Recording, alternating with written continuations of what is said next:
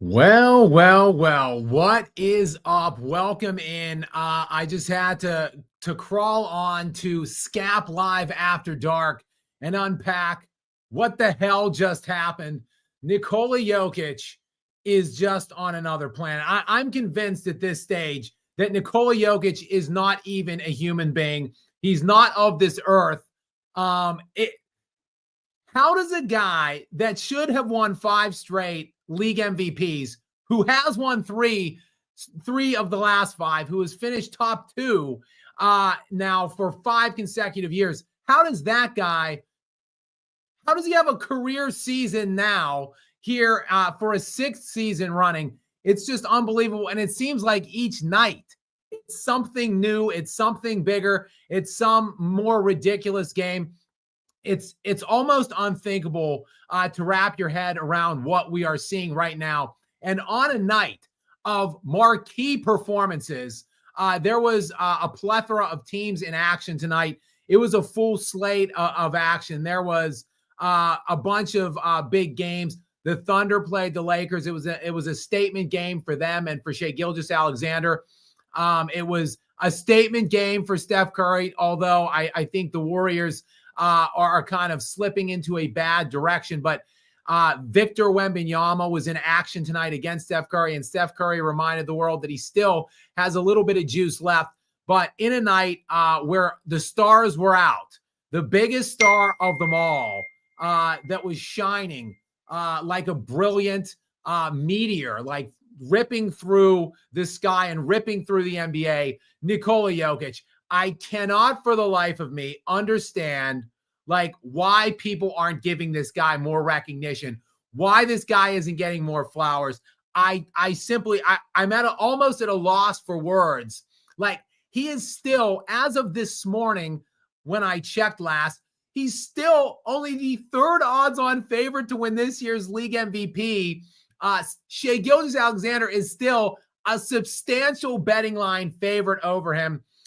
Last Friday or whatever, the Kia NBA ladder thing came out, and it was, I believe, Shai at 1, Giannis at 2, and then Nikola Jokic at 3. The betting odds as of this morning were Shai at 1, Luka at 2, and Jokic at 3. I can't believe that we're heading, and I can pretty definitively say that we're heading towards a reality at the end of this season where Nikola Jokic is going to get snubbed again from another league MVP. He's going to be 31, I believe, in February of this year. I mean, there's a reality in the world that we're living in now where this guy somehow only ends with 3 league MVPs, where he easily should be in the midst of winning a 6th consecutive league MVP. The numbers are absolutely mind-boggling, astonishing, astounding. And each game, it just keeps getting better and better. Actually, tonight, going into the game today, I'm thinking to myself, well, it was a double-double, or not double-double. It was off of back-to-back coming in tonight. They're on the road off of a back-to-back against the Clippers, who, albeit, yes, are earthy this year. The Clippers, we can discuss them. They're an absolute mess. Train wreck now. They're 3-8 tonight now after the loss tonight to the Denver Nuggets. But yet and still, the Nuggets come in off a back-to-back, and they're on the road, and Nikola Jokic is playing Ivica Zubac. I always slaughter this guy's name. Anyway, though, Zubac is probably the best single individual defender of Nikola Jokic. So I'm thinking like, well, tonight's probably going to be a difficult night for Nikola Jokic. So the trend of him raising his box plus minus score by a full point every game for like 4 straight games, well, it can't possibly continue tonight, can it? Because he's playing Zubac, who again does the best. Basically, for the last 5 or 6 years running now, Zubac has done the best against Nikola Jokic of any individual defender. And yet Nikola Jokic tonight, my God, I don't even know what I'm looking at right now on this box score. 55 points, 12 rebounds, 6 assists, only 2 turnovers with the usage in just 34 minutes on 18 of 23 shooting from the field. Just an unbelievable game. 78% shooting from the field, 5 of 6 from the three-point line. He actually shot a lot of free throws tonight, which he doesn't typically do. 14 of 16 from there. Registered a plus 28 in 34 minutes. 55, 12, and 6 on 78% shooting. And the guys' splits are absolutely incomprehensible. His shooting splits right now. He was shooting over 70% on the true shooting percentage going into this game. It's going to go up after this game. Again, like I said, he keeps raising his metrics are preposterous. The BPM, literally, guys, I'm stuttering, I'm stumbling because I don't even know what I'm looking at. I'm confident that I could say I've never seen something like this guy in my entire life. I started watching the NBA in the early 90s, mid 90s. I watched Michael Jordan's entire second three-peat run. I watched Kobe Bryant's entire career. I've lived through the LeBron James era, Steph Curry, Kevin Durant, all of that stuff. I'm not saying that Nikola Jokic is necessarily the greatest player of all time, but there has never been a dude like this. He is absolutely wrecking the system of basketball, the way that it is evaluated. They're going to need to change the way they evaluate people in terms of advanced metrics and stuff, because the fact that he's not going to win the MVP this year, the fact that he didn't win it last year, someone's going to need to justify it in some way, because after tonight's performance, he's probably going to be doubling everybody else in BPM. Doubling. We'll get into the preposterousness of what is this box plus minus and what Jokic is doing there. I got Gary in, guys. Moderator Gary is in. Let me just kind of tag him in and throw him. Okay, Gary, can you hear me? I just was jostling. Here, let me add you back. Let me throw me on. Can you hear me, Gary? Yeah, I can hear you. Can you hear me? Yes, I can hear you now. Sorry, it's been a while, my friend, since I've had you on. I was messing around with screwing up the stage ad there. Gary, welcome in. Shout out to you. Welcome back. It's been a while since you've been on with me. Just give a little hello. We'll talk about your Spurs a little bit later. As you guys all know, Gary is a massive San Antonio Spurs fan. They've had a great season to this point. Disappointing night tonight, but you're going to get those when Steph Curry turns back the dial of time and has one of those. Gary, what's up, brother? I wanted to come on tonight because I just have to say, I think it's time to give very serious consideration to Jokic to take that number 10 spot of all time. I think it's arriving at that point, even if he doesn't win a championship. I'm sorry, what he's doing, and I understand he would not be doing this in the 90s against Shaq and Patrick Ewing and Hakeem. I understand all that, but being in this era, doing what he's doing, as consistent as he's been. This is just, he totally reminds me of your number, is it number 3 or number 4, Tim Duncan? Number 4. Kareem's number 3 to you. Duncan's number 4. He totally reminds me of Tim Duncan, except he's not as good of a defender, but he's a much better passer. Yeah, Gary, I think I'm going to a different level for the comparison's sake here. I think he's closer to my number 9 right now, which you and I go back and forth on where I rank Will Chamberlain. Right. For the last 2 years, I've been saying to you in private conversations and maybe publicly too on here that I think I might need to rethink Will Chamberlain. And the reason I think maybe I have diminished Will Chamberlain to some degree is, well, one of two things. One, because he doesn't have that vast playoff success that the other people have that are in my all-time top tier rankings. He's 2-4 in the finals. He only has the 2 championships.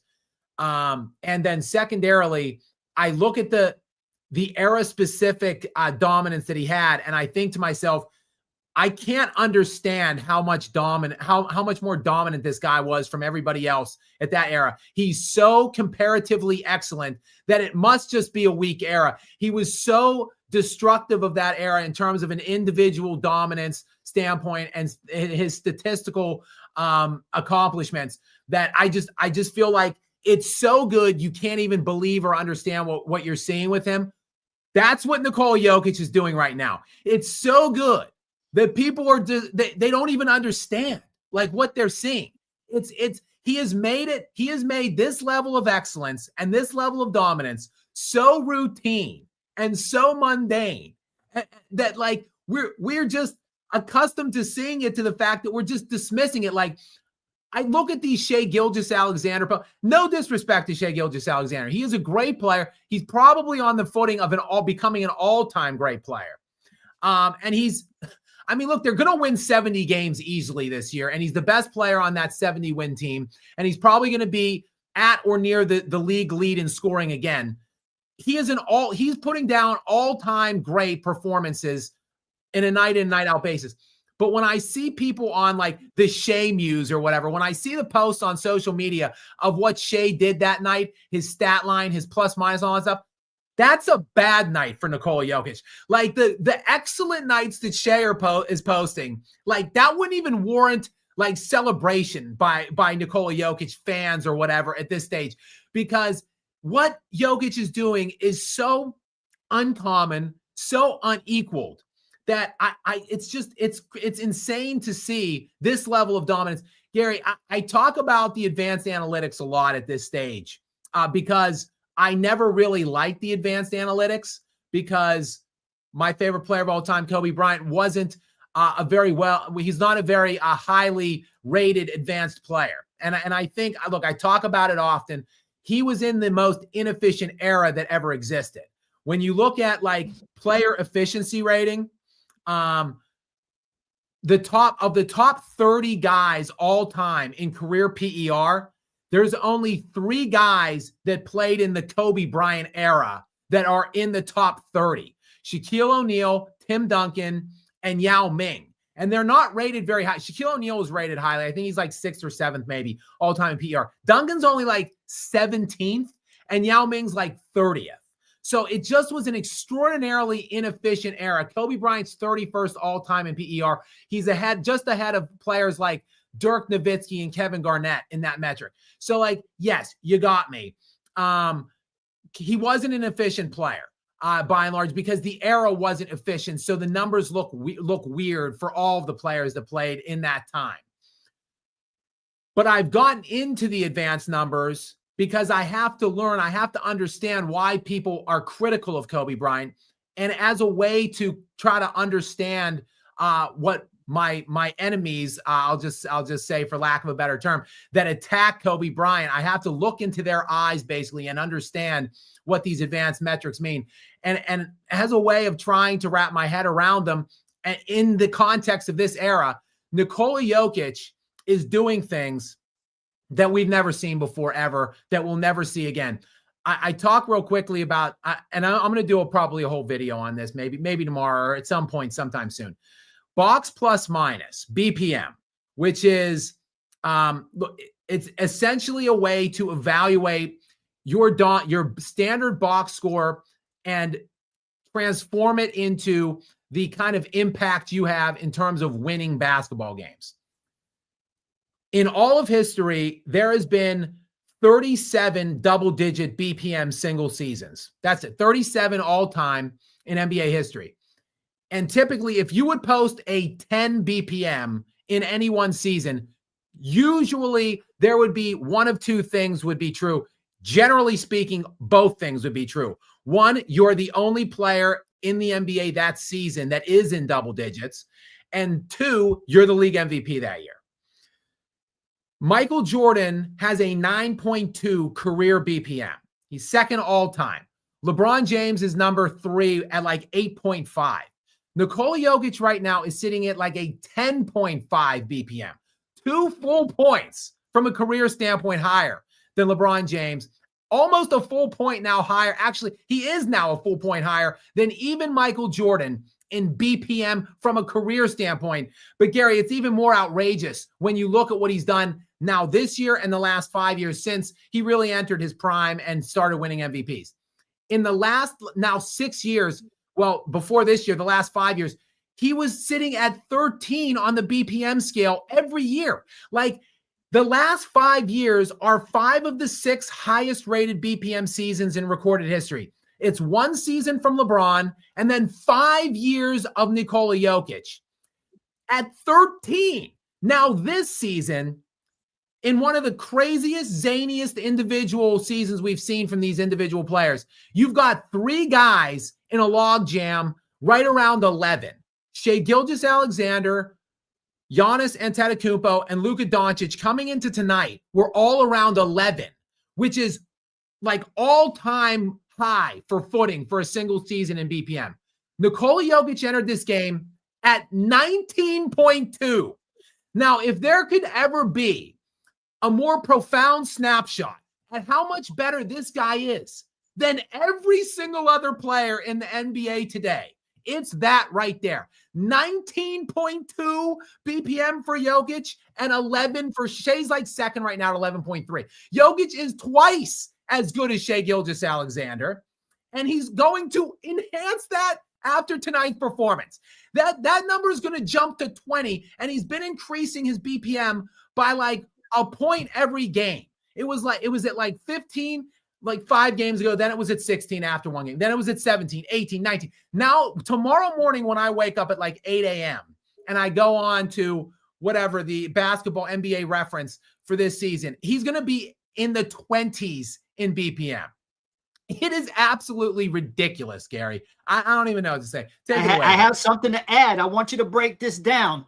I'm looking over here on the stat sheet for the Pistons Wizards from, 2 days ago when Cade Cunningham had 45 points. Well, I'm sorry, 46 points. But guess what, Skap? 45 shots. 45 shots. 45 shots to get 46 points. Props to Cade, but now let's compare that to Jokic tonight. How many shots did he take to get 55 points? 23, Gary.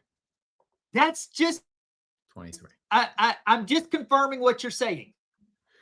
And it's the thing is, like, his shooting percentage is insane. He's shooting around 65, 66% from the field standard shooting, but he's probably up to around 76% true shooting right now, which, like, these aren't Giannis Antetokounmpo shots or LeBron James shots. Like, he's not shooting 80% of his shots or 70% of his shots from 3 feet into the basket. Right. He's shooting jump shots and stuff. Like, he's shooting threes and like 20-foot shots, and he's still shooting in the mid-70s in true shooting percentage. Like, it's unbelievable. He is leading the NBA in win shares over Shai Gilgeous-Alexander right now, despite the fact that Shai has played in 1 more game than him. He's running away with win shares per 48. He's leading the league in plus minus over Shai, even though Shai has, again, played in 1 more game.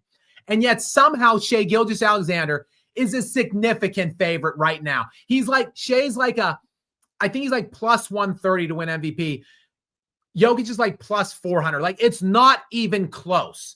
And Jokic is better at literally everything over Shai Gilgeous-Alexander. Like, and again, this is no knock on Shai. He is an all-time great player. And look, I still think I prefer Giannis as my second best player on earth. But Jokic is or Shai is right there. Like, Shai is either just below Giannis at 3, or you can I won't even give pushback if you say that Shai is above Giannis. But he ain't close to Nikola Jokic. It literally isn't close. So and he's so much more valuable than Shai. Like, in terms of what he's doing, in terms of the on-offs, the win share, the plus minus, like, there are ways to measure this, right? Like, we don't just have to say, well, I guess Shai has to get the MVP because they're going to win 70 games. They won 68 last year. They're 12-1 right now. They're winning games by about an average differential of 15 points per game right now, which would break their own NBA record from a year ago. They're going to probably break the 73-win record by the Warriors. Gary, I'm pretty confident in saying that. I think. You mean this year? You think they're going to do it this year? 75 games this year. This year? This year. 75 games. Oh, I don't know about 75 that. games won this year. book it, Gary, because they're 12-1, and their one loss was a 2-point loss. And they're winning. Their average margin again is around 15 right now. That when you get over 10, you're historically great. They set the all-time record last year around 12.7. They're at like 15 now. Oh, and by the way, Jalen Williams hasn't even played a single game yet. He was All-NBA last year, All-NBA third team, All-NBA defense second team, and he was an all-star, and he hasn't even played a single game yet, and they're doing this still. They are going to set the all-time record for wins, and it doesn't matter because Jokic is 10 times better than Shea, and he's 10 times more valuable than Shea, and it's going to be an absolute travesty to have this dude post. Like, I didn't think it was even remotely – look, going into last year, I said, no way he can be better than he's been the previous 4 years. He had his best season yet last year. And ostensibly arguably the best individual season ever last year. It's in the rankings, like probably like a top 3 all-time season last year. I said, no way can this dude possibly better himself this year. And yet here we are. I can't even call him human. He is the alien that is Nikola Jokic. It's sheer insanity to see this. And simultaneously, it's insane to see it and also to understand that people aren't understanding what they're seeing. They're not appreciating it. And somehow he's only going to squeeze 3 league MVPs out of this run in a 6-year span. 6 of the 7 highest BPM seasons ever, probably 6 of the 7 highest PER seasons ever. And he's only going to squeeze 3 league MVPs out of it. It is an absolute travesty.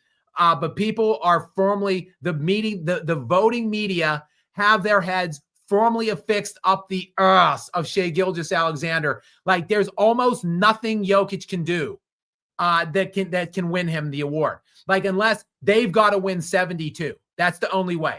Like SGA is going to win. They're going to win 75, Gary. Trust me. It's going to be more than 70. No. It's going to be more than 70. There's something will happen. They'll go on some streak, some small losing streak throughout the season at some point. There's no way they keep this pace up for the entirety of the season.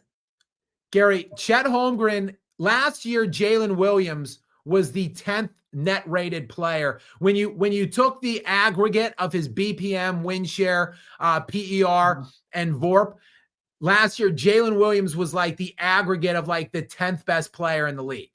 He hasn't played yet this year. But right now, Chet Holmgren is the aggregate of like the 10th best player in the league. So you're basically going to have 3 top 10 players in terms of their overall efficiency and like impact on games on one team with 10 elite defenders. I'm not saying they're not capable. I don't know if they have the mental capacity to stay locked in once they get a huge lead. Because as we know, OKC has a tendency. Their only weakness is when they have a lead, they get comfortable and allow teams to creep back in, like they did with Denver last year in the playoffs, and like they did with Indiana last year in the playoffs. And I just think that at some point, if they have like a 15-point lead in the West, I don't see them playing with the urgency, and I see everybody who plays them giving OKC their top game. So that's why I see OKC probably losing 12 to 15 games this year because of that. Way. Not a chance, Gary. Not a chance. They won 68 last year, and quite frankly, they underachieved. When you look at, again, they broke the 1971-72 Lakers record for net differential last year. They broke the 1996 Chicago Bulls, the team that went 72-10. They broke their SRS, shattered it, record. They basically underachieved to only get 68 wins last year. I think they're going to clear 70. Now, look, if they get over 73, maybe not, but I think they will become the 3rd team ever to win 70. And the only way, seemingly, that Nikola Jokic is going to be able to pry the MVP out of the media's hands, because it ain't Shea taking it from Nikola Jokic Right. or earning it from Nikola Jokic. It's the media just holding it over Shea. Like the only way that Nikola Jokic is going to be able to pry it out of the media's hands is if they also win 70. They, by the way, they do move to 8-2 tonight themselves with this win, and they absolutely threw up those 2 games that they lost. Talk about the Thunder's one loss was a 2-point L to the Trailblazers. Well, so too did the Denver Nuggets lose a 2-point game to the Trailblazers, a game they were up by 5 with like 57 seconds left in. They should have won that one. And then they were up 5 with a minute and a half left in the opener at Golden State, and they ended up losing that one in overtime. Jokic actually blew a layup at the gun to win that game. So they should be 10-0. They're 8-2 now. They might be 9-2 maybe actually after tonight's game, but they should be undefeated. Anyway, their differential is extreme. They are basically pacing. They right now have the second best differential in league history behind only the Thunder this year right now. So the 2 best differentials of all time right now playing out before our eyes. And going into today's game, actually, the Nuggets were actually number 1 in SRS, higher than the Thunder. So the Nuggets are really, really good right now. I don't think they have the capacity to win 70 games, though, because it is all Jokic. That's why Jokic is the MVP, because it is all him. Like, if he's not having these historically absurd games, like, they're not doing this. So, I mean, eventually he's going to have a bad game, or there's going to be a defensive strategy that somebody devises, that it's going to slow this team down somewhat. I think probably 65-ish is the ceiling for the Denver Nuggets this year, which would be a hell of a season. But if you've got the Thunder that are at 73, 74 wins, I just don't see any way the voters are going to do the right thing and give it to Nikola Jokic. Gary, by the way, the Thunder did play a pretty good team tonight. They played the 4-seed LA Lakers with Luka Doncic, who, again, as of today, is above Nikola Jokic in MVP odds as well. He is having a great season in his own right. Austin Reeves is too. Austin Reeves, they've both missed games with injury this year. LeBron's still out, but nonetheless, the Lakers have been playing good basketball, and they got absolutely obliterated at Oklahoma City. Obliterated. The final score in that one was 121-92. I can assure you, Gary, and anybody else out there that didn't watch the game or weren't keeping tabs on it, it wasn't that close of a game. It was 70-38 at halftime. At one point, it was like 64-32, 56-26. Like, they were doubling the Lakers for basically the whole first half. It wasn't even close. So, like, that's like. And Luka has been kind of a kryptonite to the Thunder in past years. Like, they completely shut him down tonight. Gary, Luka Doncic was averaging a 37-point triple-double coming into tonight's game. He just got thoroughly shut down in this one. 19 points on 7 of 20. 20 shots for 19 points for him tonight. Austin Reeves was averaging like 30 points himself and 9 assists. 13 points on 4 of 12. Like, the Thunder aren't really even trying most of the time. They're a real defense. They're the only team in the league that plays real defense.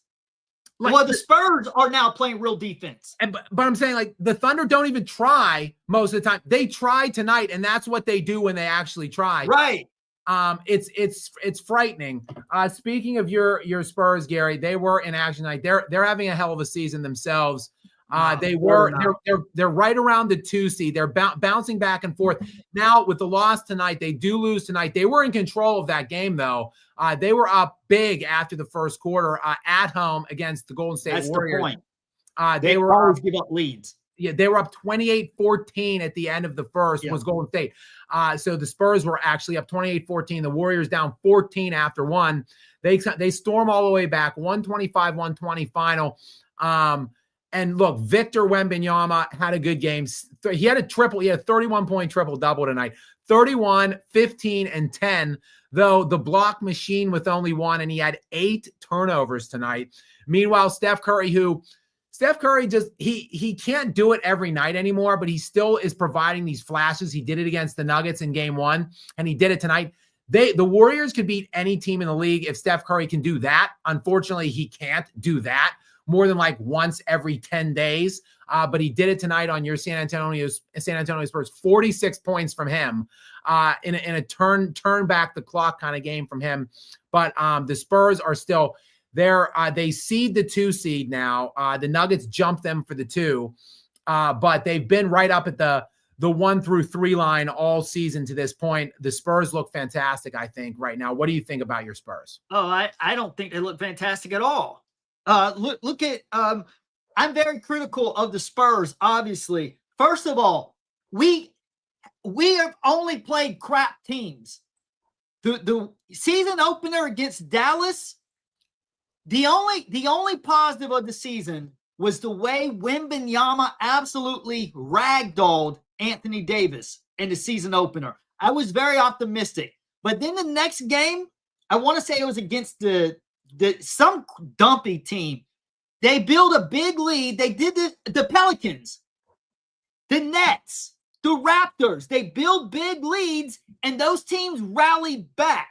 It's like we can't play for 4 quarters, and we are going to too much ISO ball. There's not enough ball movement. Our offense is clunky. Sure, we're doing better so far than last year, but by the end of the season, we're going to be middle of the pack, maybe even like outside of the playoffs looking in, because we've only played dumpy teams. The only quality win so far is against Houston, and Houston's also adjusting because of Van Fleet. They're not the real Rockets because of that injury, but still, I understand injury's an injury. Very good win against Houston nonetheless, but I don't see us doing nearly as well. This is the problem with NBA fans. There's too many prisoners of the moment. It's always like, oh, Spurs 8-2, go Spurs, go Spurs, go. I'm at the top of that line wanting Spurs to go, but we're not there yet. We're not even close. We're improved. This is going to sound crazy.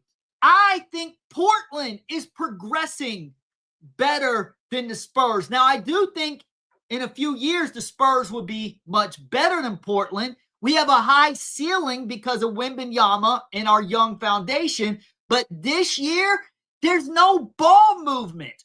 Portland's playing like a team. Portland does not have the talent the Spurs have, but they're playing as a better team. And that's what I want my Spurs to do, is learn to play together as a better team behind Wembanyama and Castle as the foundation. I think the Spurs are going to be, if they stay healthy, I think the Spurs will be a top 4 seed line this year. I think the Rockets are just cruising along. Oklahoma City and Denver are playing. They're the 2 teams, the talk of the town, so to speak, in the NBA. But Houston is just sliding under the radar.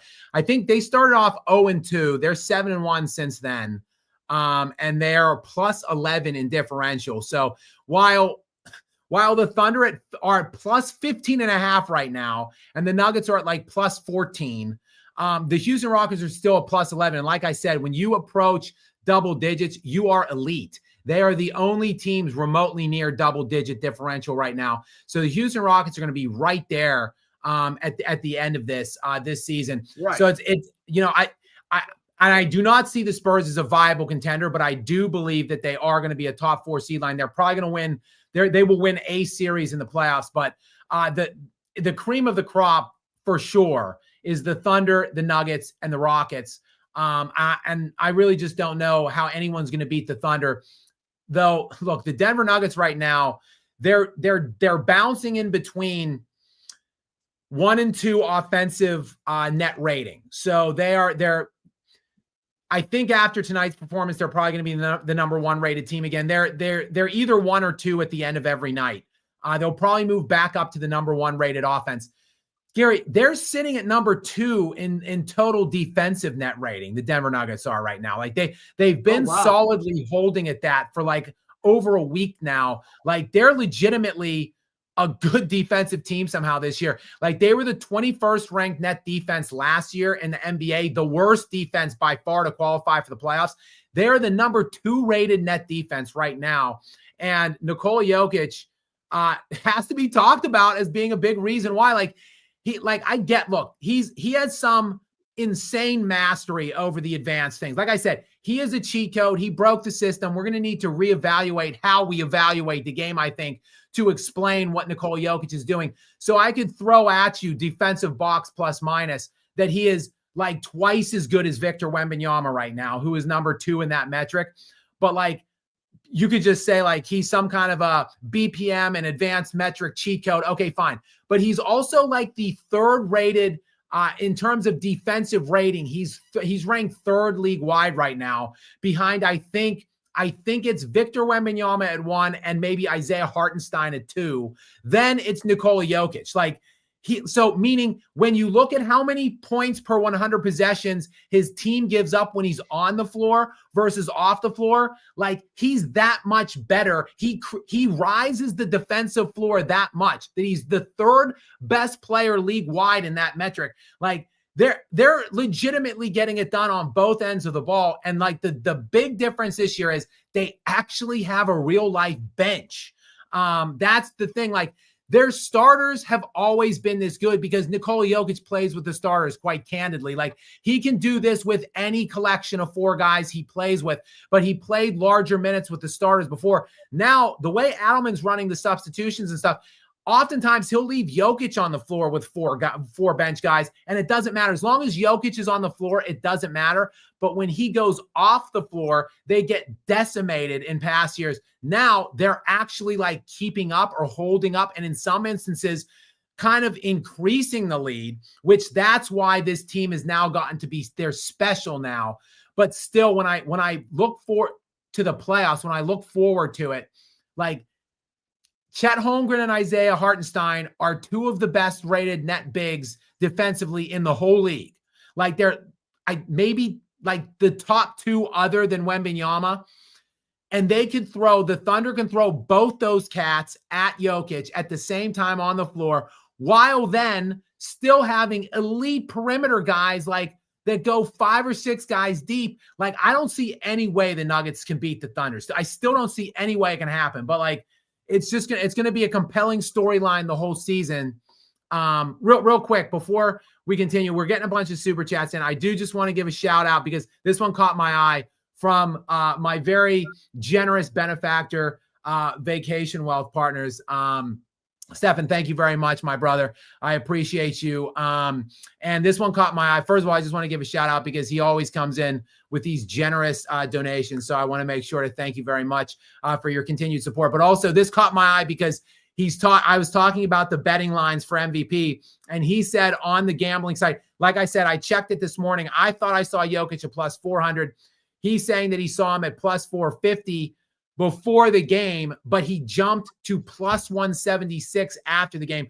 I'm still going to guess that he's second to SGA. He's now with that number 176. He jumps up past Luka and Giannis or anybody else, but he's probably still not above SGA. And that's after this game.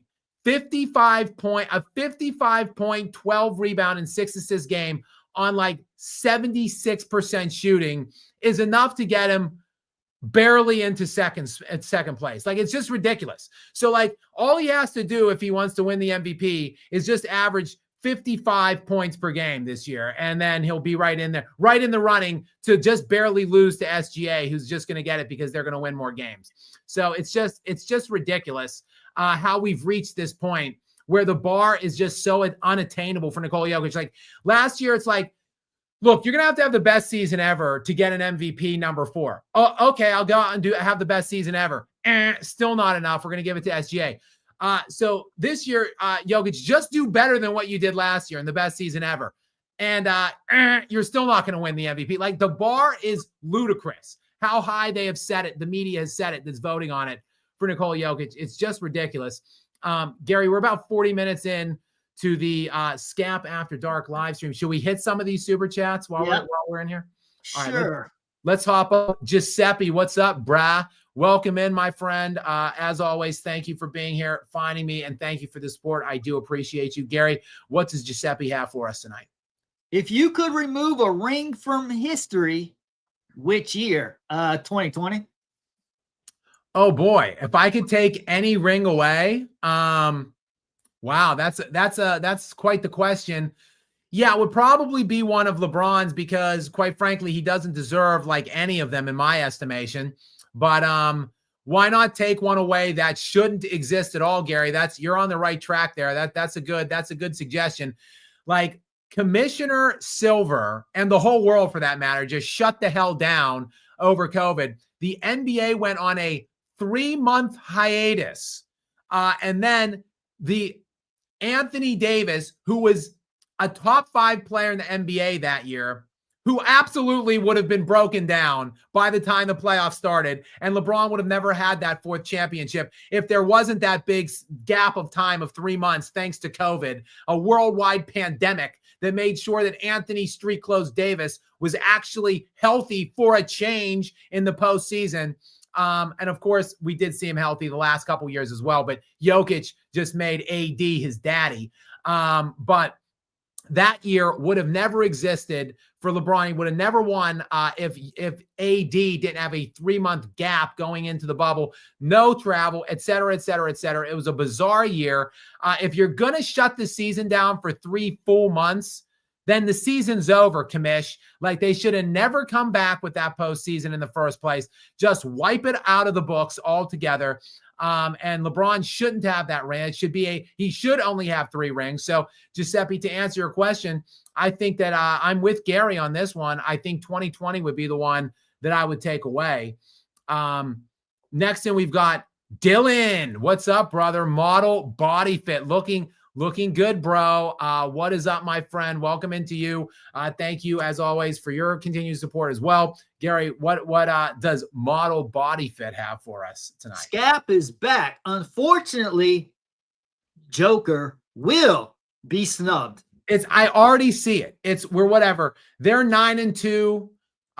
The Thunder are 12-1, so that's whatever, 11 and 13 games in for those two teams. That's like an 1/8 of the year through. And like the writing is already well established on the wall. Shai Gilgeous-Alexander, we might as well just give him the MVP now. Like whenever their next home game is, like just trot out the commissioner with the MVP trophy and just give it to Shai now. And then we can just go through the rest of the season as is, because it doesn't matter. It doesn't matter what Nikola Jokic is literally like lapping him in win share per 48. Like, it's good. It's tight in total win shares because Shai's played in 2 more full games.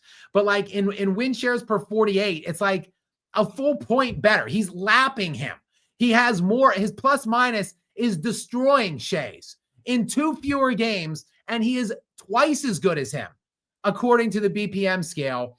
And his PER is also like absurd and astronomical at this point too. He's probably 6 or 7 points better than Shai at PER. He is so much better than Shai at everything and more valuable. It's proven out in every single number, metric, whatever. And yet Shai is the runaway favorite still right now because they're just going to give it to him. So just give it to him right now. Like, I don't understand what we're waiting for. And let's not wait anymore to hear from Xavier for the first time tonight. Xavier, what's up, brother? Welcome in. A shout out to Gary as well from Xavier. Gary, what is the question or comment here from Xavier? I think you should read it to me. Okay. I'm sorry. This is a question to you, so I will read it to you. Gary, how did Skap do against the 10 Kobe haters? I think it was a complete annihilation. Did you catch that video, Gary? Did you see the House of Highlights video? Yeah, that was an obliteration. Those guys, hardly any of them had any points. It was just a bunch of feelings. I understand we're fans and we have feelings, and that's fine. And it's good for us to talk our trash, but at the same time, we need to be able to separate our feelings from the facts. Like when I was in the early 2000s, I was a Spurs fan. I was really going for my Spurs against the Lakers, but I'd always saying, I know the Lakers are slightly better. So, I mean, you've got to be able to separate that. And you may say, like, David Robinson is probably my favorite player of all time. I like him way better than Jordan, but I know Jordan's better. That's what you just need to be able to separate that. Your fandom from the facts is all. And I think that's what they could not do. And that's why you annihilated them.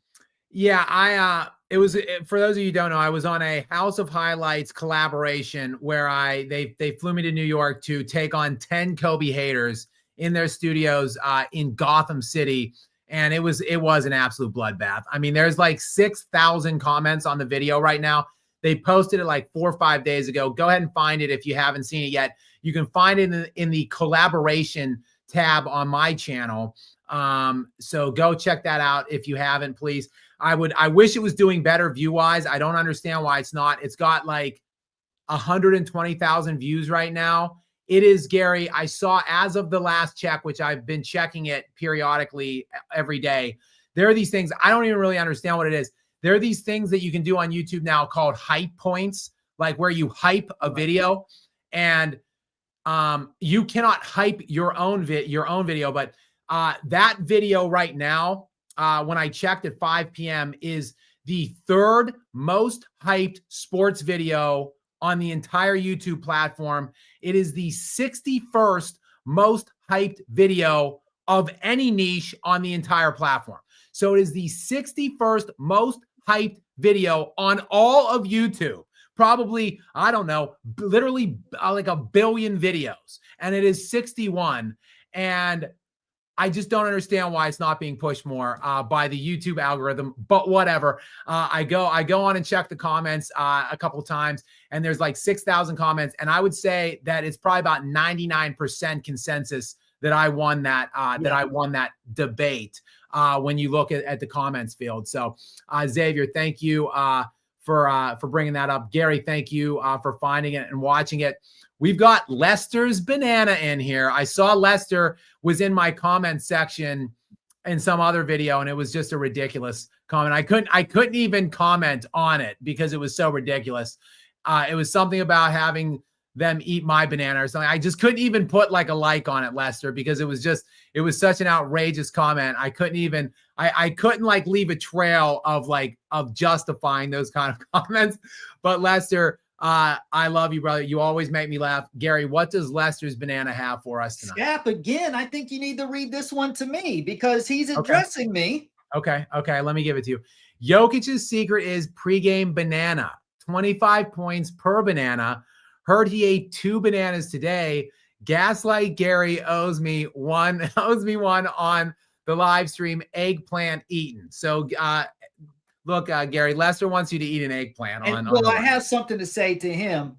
In the words of the great Tom Brady, who I saw last year on a clip, Micah Parsons, before a game, this was when Brady was retired, approached Brady in a friendly manner and said something to him. I'm thinking he said, "You owe me something or other."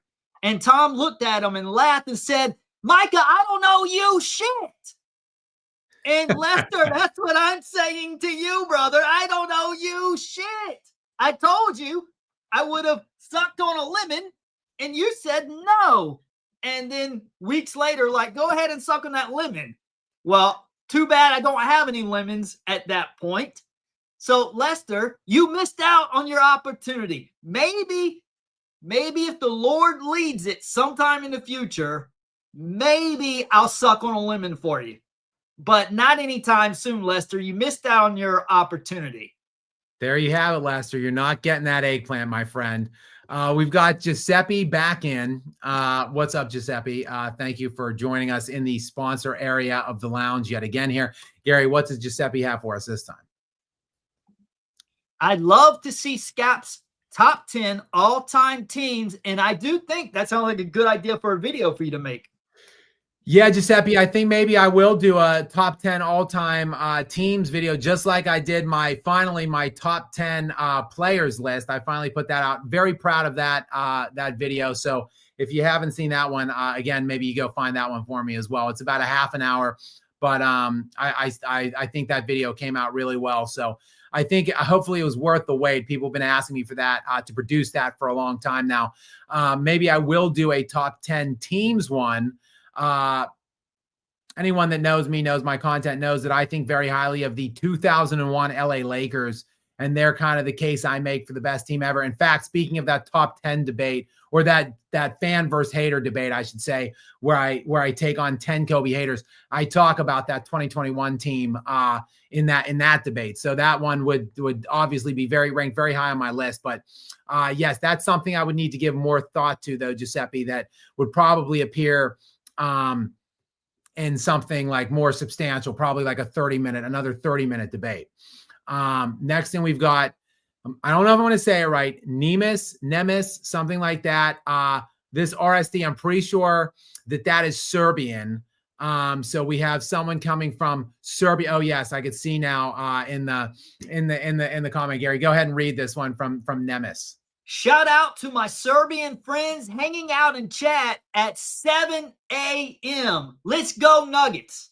See, I know now that the RSD is Serbian, a Serbian denomination. What is up, brother? My Serbian brethren out there. Shout out to all of you. Shout out to the legend that is Nikola Jokic, the best player my eyes have seen in the last 30 years. Him and Kobe Bryant, those are the two best players without close comparison that my eyes have seen since Michael Jordan. So it ain't close. Nikola Jokic is the true king of this era. He should be a 6-time league MVP.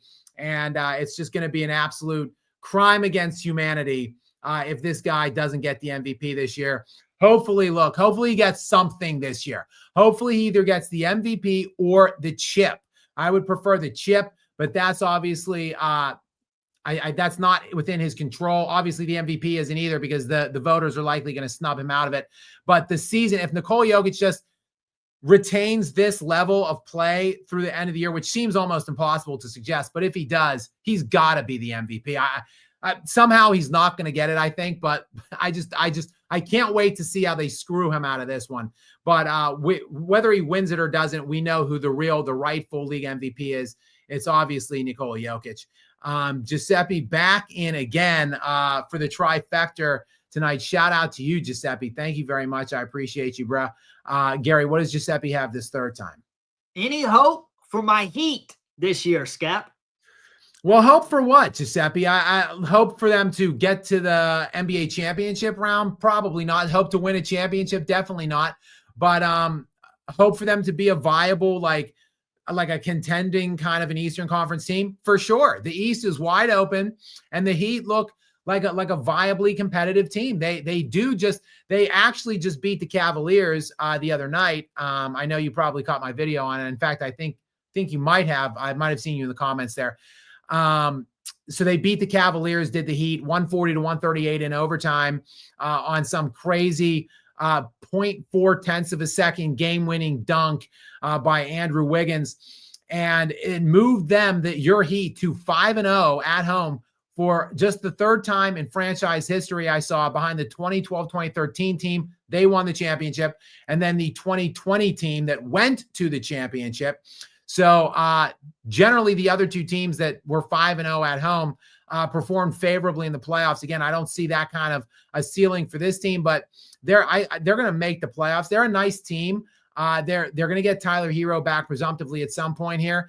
And you've got arguably the best coach in the business. They're doing it. Their offense is off the charts right now for a team that is, missing their best player, that is led by Norman Powell, a discarded player. The Clippers basically threw that guy away like trash in the summer to bring on Bradley Beal, who played in all of, I think, 7 games now. His season is done. News coming out from Clippers land today before this game that Bradley Beal will have season-ending hip surgery. So I hope it was worth it to throw away Norman Powell, who was a great piece last year for the Clippers. I don't get that one. We've got, I'm going to try it. Iho. I don't know. I can't. I'm gonna mess that up. Gary, do you want to play your hand at that one? It's Ichiho. Okay. We'll just say that. Thank you very much for your generous contribution here to us in the lounge. I do appreciate your support. And Gary, what is the question or comment here? All NBA from 2011 through 2018, LeBron's 8 straight trips to the finals. First team West 28, East 12, 8 from LeBron. Second team West 31, East 9, 1 from Wade. Third team West 22, East 18, 2 from Wade, and 1 from Kyrie. Yeah, that's pretty stark. Like the best player, it's like like a 2-to-1 ratio, basically, or more, like almost more than 2-to-1 ratio, that like all the best players were in the West, and basically the only good players in the East were playing with LeBron. So like, obviously he's going to go to all those finals. I did a video a long time ago, in my first couple months, probably my first like 7 or 8 months of doing this, back in probably the summer of 2023, or maybe the winter of 2024, or the fall of 2024, I should say.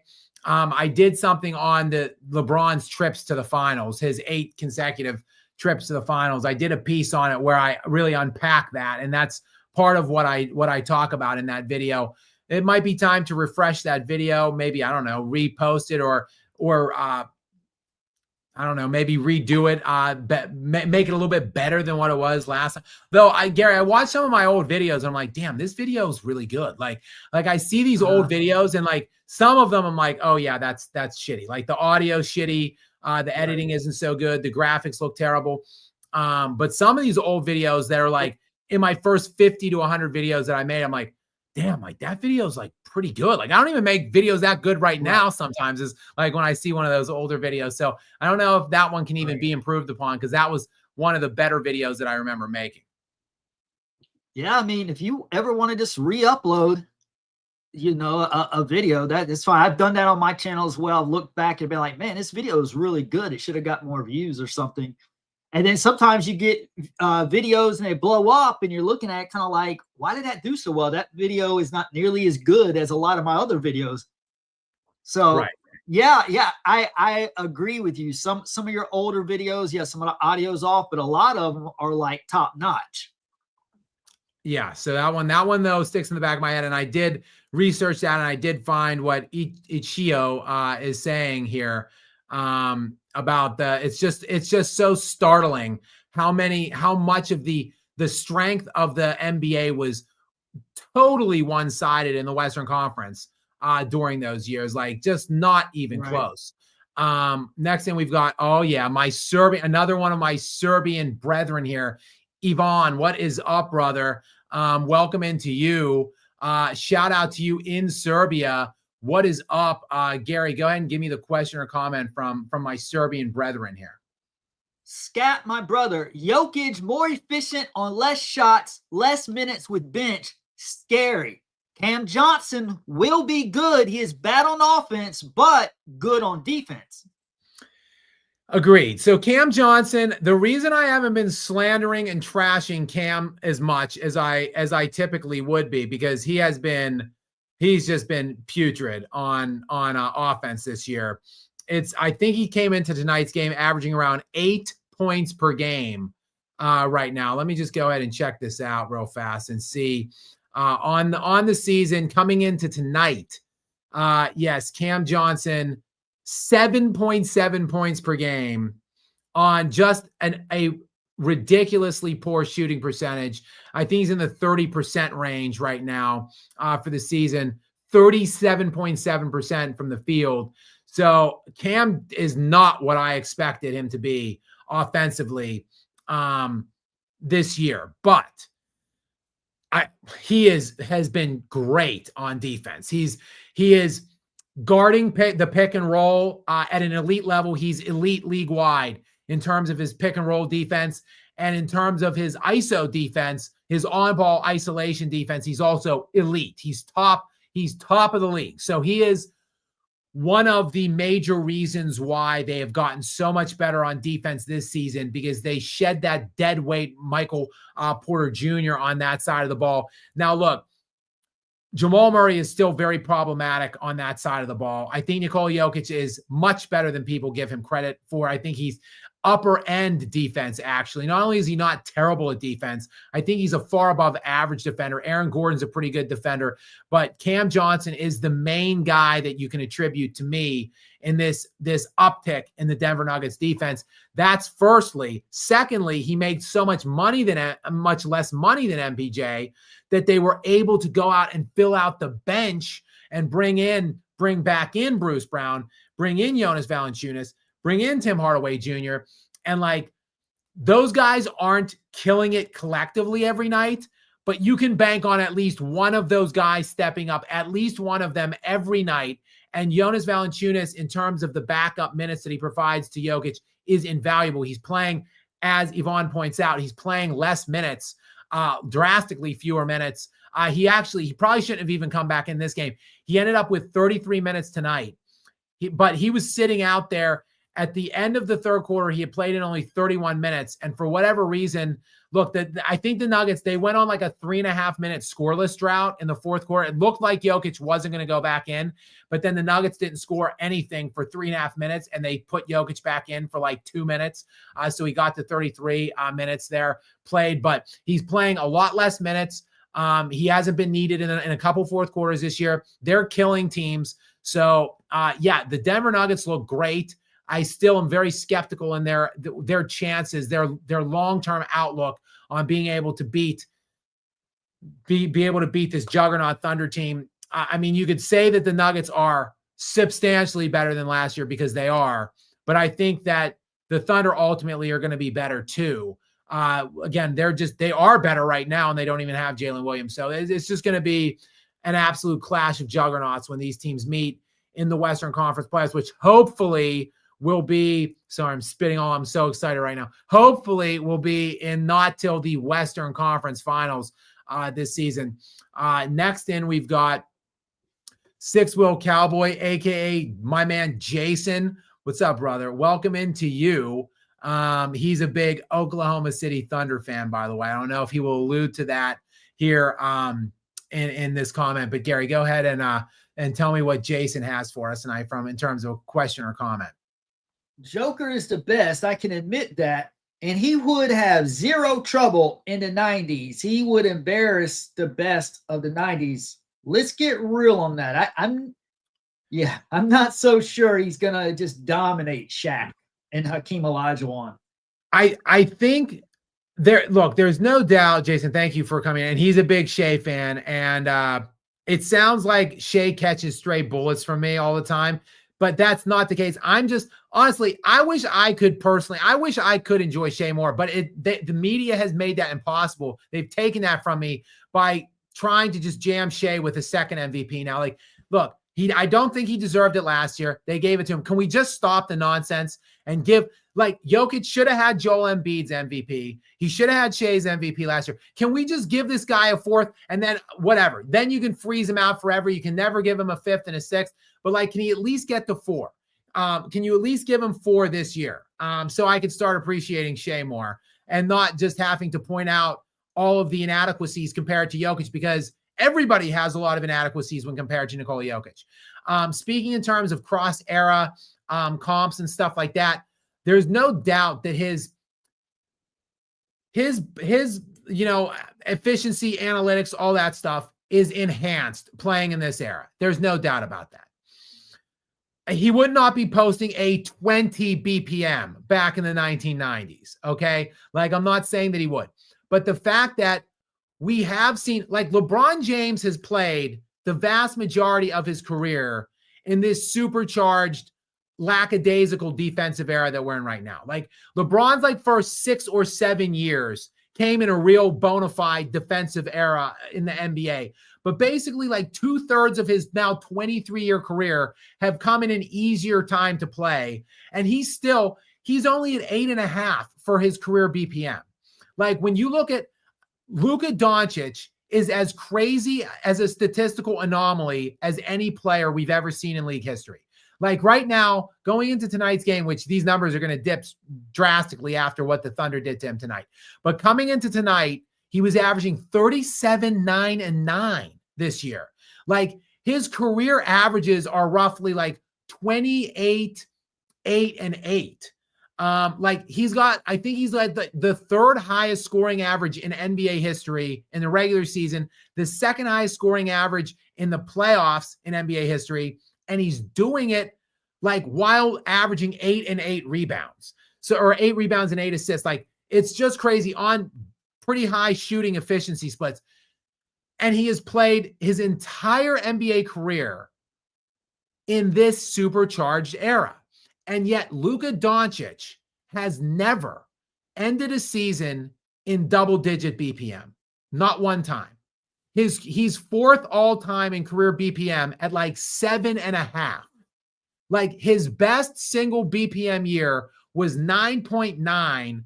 And it was the year that he led the league in scoring at 34 points per game and averaged 9 rebounds and 9 assists. So 34, 9, and 9 for Luka that year got him to a 9.9 BPM. He's a career 7.5 BPM guy playing his entire career in this easy era. Jokic is at a 20 BPM right now. Like, let it all wash over you. Like, I don't care how easy this era is. We're seeing everybody else playing, his contemporary peers playing in this easy era, in this easy time. Like, Giannis is playing better now than he ever has. Shea is playing better now than he ever has. Luka is playing better now than he ever has. They are at 11 BPMs coming into tonight's action, which would be top 20 all-time BPMs. 3 top 20 all-time BPMs in NBA history being put down by those 3 guys this year. And Nikola Jokic is twice better than them. He's 2 times better than them. He's doubling them. He's twice as good as these other players. So I don't care what era you picked him up and plucked him up and dropped him down into, he is still an all-time great player. Like, he is still going to be an all-time top 10 to 12 player in any era you want to put him in. It would be harder in the 90s, in the the mid-90s to about 2012 is when it would be really hard. If you put him from like 96 to 2012, if you put him in that time, it would look a lot different. But quite frankly, any other time in NBA history, he would still be doing this same exact identical shit that he's doing right now. Put him in the 60s, he's destroying the NBA like this. Put him in the 70s, he's doing this. Put him in the 80s, he's doing this. So put him right now, he's doing this. Like, there's basically a 18-ish year time frame that all statistics were depreciated. It was the dead ball era. It was when Kobe Bryant played his entire career, coincidentally. And that's the one time that it wouldn't look like this. Other than that, like, this guy is just a mutant. Like, it's just unbelievable how good of a 3-level scorer. Like, he can score. He's shooting like 85% from like 5 feet in from the basket right now. And yet he had a really bad opening night from the 3-point range. Gary, he had just a bad night in opening night against the Denver, or against the Golden State Warriors. I think he shot like 7 of 23 that night. And I want to say he was like 1 of 9 or 1 of 10 from the 3-point line. So just a night to forget for him in that opener against the Warriors. Since that night, though, he's shooting like 49% from the 3-point line this year. He's shooting nearly 50% from the 3-point line since that first game. Like, he has no weakness. And then these passes that he does on a nightly basis, Gary, like, it's not just that he's leading the league in assists. These passes are ridiculous. They're stupefying. Like, he produces like the best pass you've ever seen in your life, like every other night.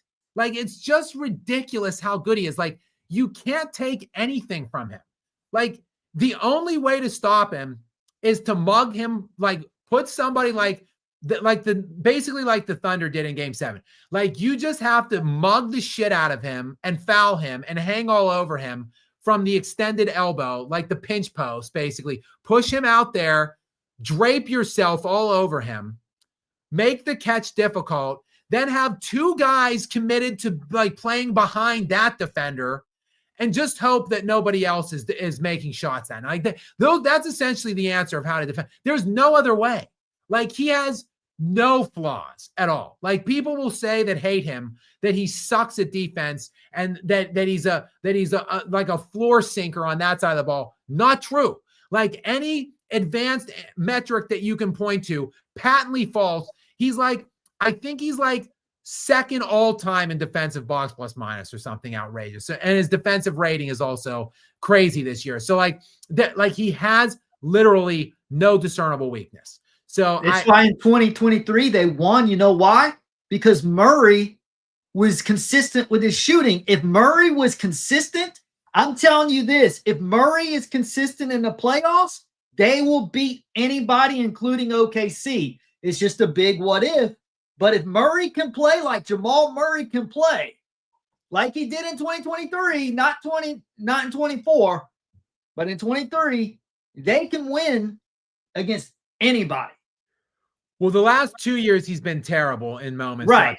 Terrible. Right. Terrible. So like he was excellent in the bubble, actually. Look, him and Jokic were great in the bubble. They got all the way to the Western Conference Finals that season, but they were like 23, 24 years old playing against primed, healthy, top 5 AD and LeBron James and a team that had Alex Caruso, Kyle Kuzma, Dwight Howard. Like they had Rajon Rondo. Like they weren't going to get through that team at that time. So like, but like Jamal Murray, shout out, was excellent in the bubble.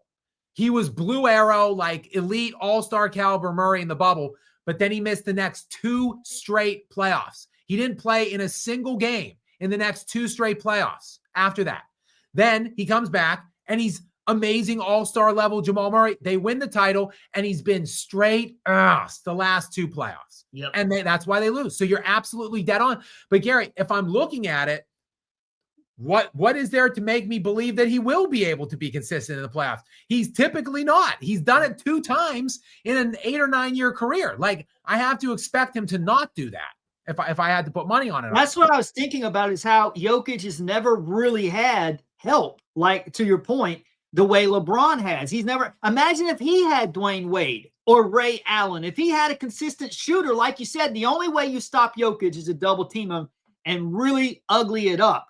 If you don't ugly it up, Jokic will kill you all by himself. If you play the defense, ugly it up, and he had a second option like he did in 2023, they're going to win the championship. If he had a Dwayne Wade or Ray Allen like LeBron, if he had a Kyrie Irving. Easy. If he had, I don't even want those things for him. Like, I just want him to have a consistent, reliable all-star. Like, give him Jalen Williams. Like, he wins the championship every year. Like, but like, if he had comparable supporting cast that LeBron had in LeBron's prime, he would win every year. He would be going towards his 6th consecutive championship this year. If he had the kind of help that LeBron had. Like LeBron was age 26 when he went to Miami. Jokic won his first league MVP at 25. If he had the kind of help that LeBron had from 26 to like 32, which like Jokic has 2 more years before he's 32 or whatever, he would have won win every single year, every year, easily.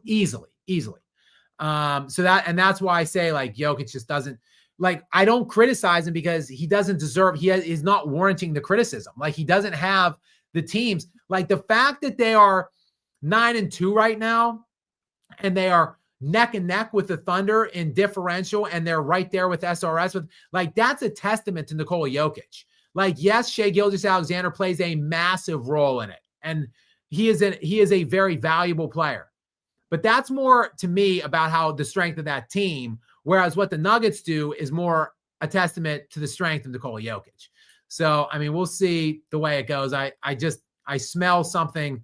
I smell a big time snubbing coming the way of Nikola Jokic, unfortunately, this season.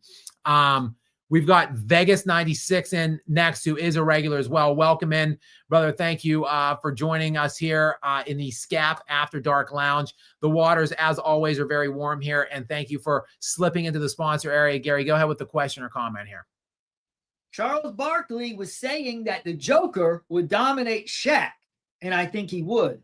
Big Country, Reeves gave him fits, and Rick Smits. Imagine the Joker.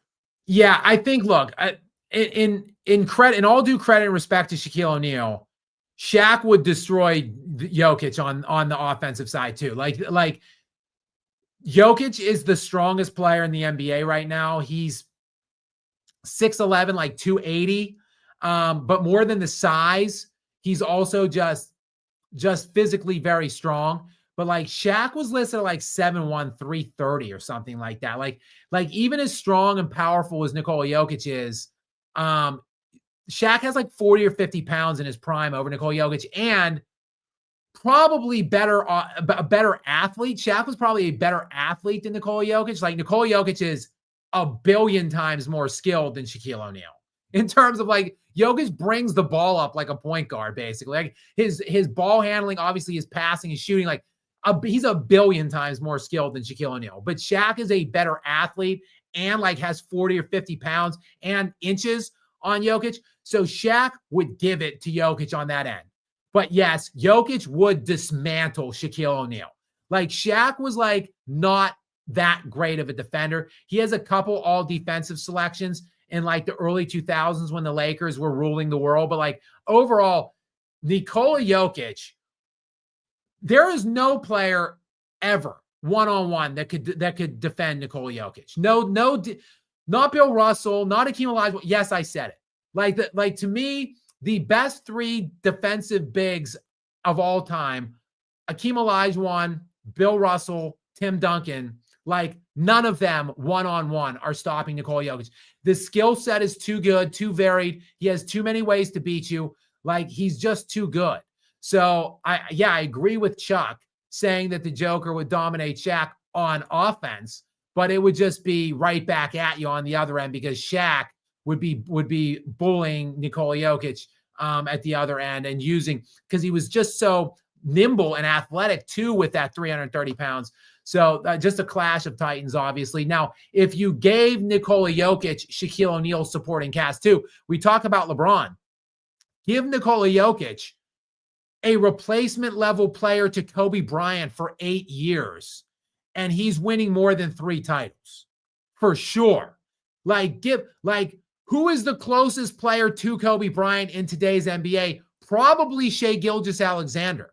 So put SGA on Nikola Jokic's team for 8 years in their overlapping primes, and Jokic is going to have more than 3 rings with that.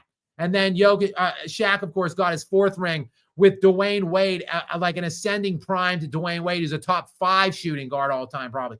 So like give Jokic that. So like basically he got 8 with Kobe, 2 with Wade or whatever. So like 10, give him a decade plus with a top 5 all-time historical 2 and see how many rings he has. It would be more than 4. So we've got Rob Taylor in next. Rob, what's up? Welcome into you, another regular. Thank you very much. Gary, go ahead and give us the question from Rob. What are your thoughts on BPM versus other advanced metrics as a measure of player ability? Yeah, I mean, I think look, they're all kind of used interchangeably, to be quite honest. Like but there are 4 major ones. There are 4 big ones. Player efficiency rating, value over replacement, box plus minus, and win shares. Those are the 4 major ones. If you lead the NBA in all 4 of those, you basically win the MVP every time. There's only been a few instances where someone has led the NBA in all 4 of those categories and failed to win the league MVP. There's only 2 guys that have done it multiple times, meaning there's 2 guys that have led in all of those categories more than once and lost out on more than one of the MVPs. That would be Michael Jordan and Nikola Jokic. So those are the 2 guys. Like everyone says Jordan should have more than the 5 MVPs. He should. Like in the 80s, he was basically in the 80s, Jordan was doing what Jokic is doing now, like in terms of the field. Like he was significantly better than Larry Bird and Magic Johnson a number of the years that Larry Bird and Magic Johnson were winning MVP. Primarily Magic Johnson. Like Larry Bird won his MVPs earlier in Jordan's career. But when Magic was running off his MVPs, like there were at least 2 years where like he absolutely robbed Jordan of those MVPs. So, and then obviously like Karl Malone has one as well that Jordan should have had. So like Jordan should have like 8 or 9 MVPs. Jokic should have 6 at the end of this year. So like, but like the thing is they at least gave Jordan 5. Like they're not even going to let Jokic sniff 4. So, but Rob, to answer your question, they're all kind of interchangeable other than win share. Win share is more, I think it's how much you contribute to the wins, but it's also is somewhat indicative of the strength of your roster. So it's really PER, VORP, and BPM, which are like the main criteria to really attest to how individually dominant you are. Jokic has led the NBA in those 3 for 5 straight years, and it's going to be 6 straight. So that's how much of a stranglehold Jokic has on the title of best player in the world right now. 6 straight years, far and away leading in BPM, VORP, and PER. And He led in the 4 of the last 5 years in win share and win share per 48. Last year, Shea edged him out barely because, look, Shea played more games. He was on a much better team. And it still was just he barely edged out Jokic. And right now, Jokic is just destroying Shea in win share too. So it looks like I just don't know what the narrative is going to be to cheat Jokic out of this MVP this year. But I'm sure these biased-ass haters in the media are going to find some way to slob Shea Gilgeous-Alexander at the end of the year again. We've got Nemis back in from Serbia. What's up, bro? Welcome back in. Gary, give us this latest question or comment from him. The reason why Jokic would thrive in any era is there's no defending him. Outside shooting, mid-range, post-up, insane court vision, one of one. I mean, his post game is insane. Like his individual post moves and stuff are like his footwork and stuff. Like it's as good. Like I guess maybe I would put Hakeem's Hakeem's footwork and stuff and movements in the post, I'd say would be above Nikola Jokic. But like Jokic is better in the extended post than Hakeem. He's better by far from distance than Hakeem. Like he's a better ball handler than Hakeem. Like his court vision is way, his passing, blah, blah, et cetera, et cetera, et cetera. Like he has no, you're right. He just doesn't have a weakness. Like his post game is up there with the all-time great bigs in terms of his work in the paint. But then when he moves outside of the paint, he's just as efficient. Like I said, like he's shooting in the mid 70s in true shooting right now. Like he's nearing 50% from three if you take the first game out of it. He's just the efficiency, the skill set. It's just, I just can't wrap my head around what we're seeing right now. But Nemis, you're dead on. Like there's just really no, there's just no accounting what we're seeing right now. Like I honestly can't even wrap my head around it myself. And I've been an avid watcher of the NBA, but more than that, I've just become like a historian of it. Like I've been studying it for 30 years, and this guy is just so utterly rare. Giuseppe is back in. Gary, go ahead and give me this latest question or comment from him.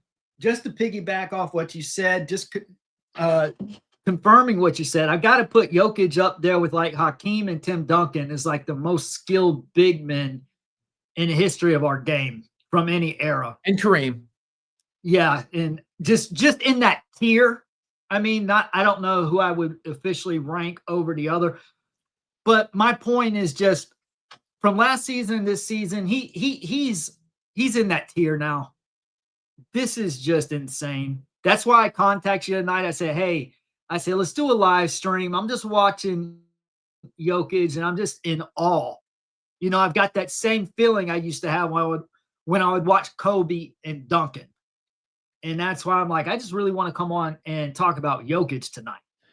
Yeah, I mean, and yeah, fairness to you. Yeah, I'm probably still going to do a video. I don't know. I'm sure Jason Whitlock's going to want to have me on at like 10 a.m. So it's going to be a late night, not much sleep, but that's okay because I'm so energized like you.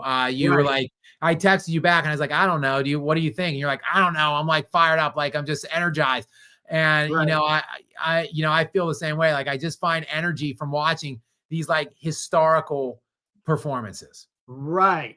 Exactly. And that's why we equally on the opposite side hate LeBron with not hate him as a person, but hate what he's done to the game because he's done the opposite. He's destroyed the game the opposite way. And that's why we have so much fervor to go at. People call us haters, but no, it's because it energizes us and prompts us to want to speak out against the injustice that is LeBron James, who would be. Can I say something real quick?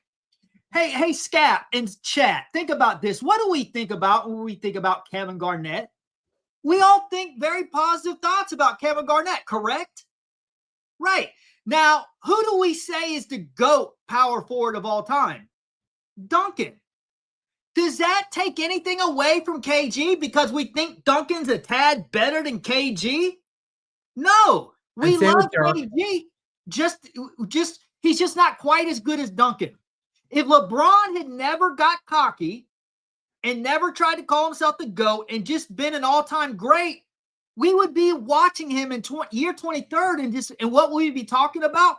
man, this guy's still going strong at age 40, 41. But instead, all we do is have to fight because his dumbass has deemed himself as the GOAT, which is totally not true. Now, think about KG. KG was like, I'm the GOAT. I'm better than Duncan. Then we wouldn't enjoy KG. We'd be like, man, this guy's delusional. He's not as good as Duncan. He got buried by Duncan. But instead, because KG's just goes out and loves the game, we likewise love him and celebrate him the same way we do Duncan and Barkley and Malone and McHale and other great power forwards. LeBron James is a dumbass. He needs a corner of counsel who gives him good advice and says, bro, you don't need to be the GOAT. People will love you and celebrate you. Just be great on your own.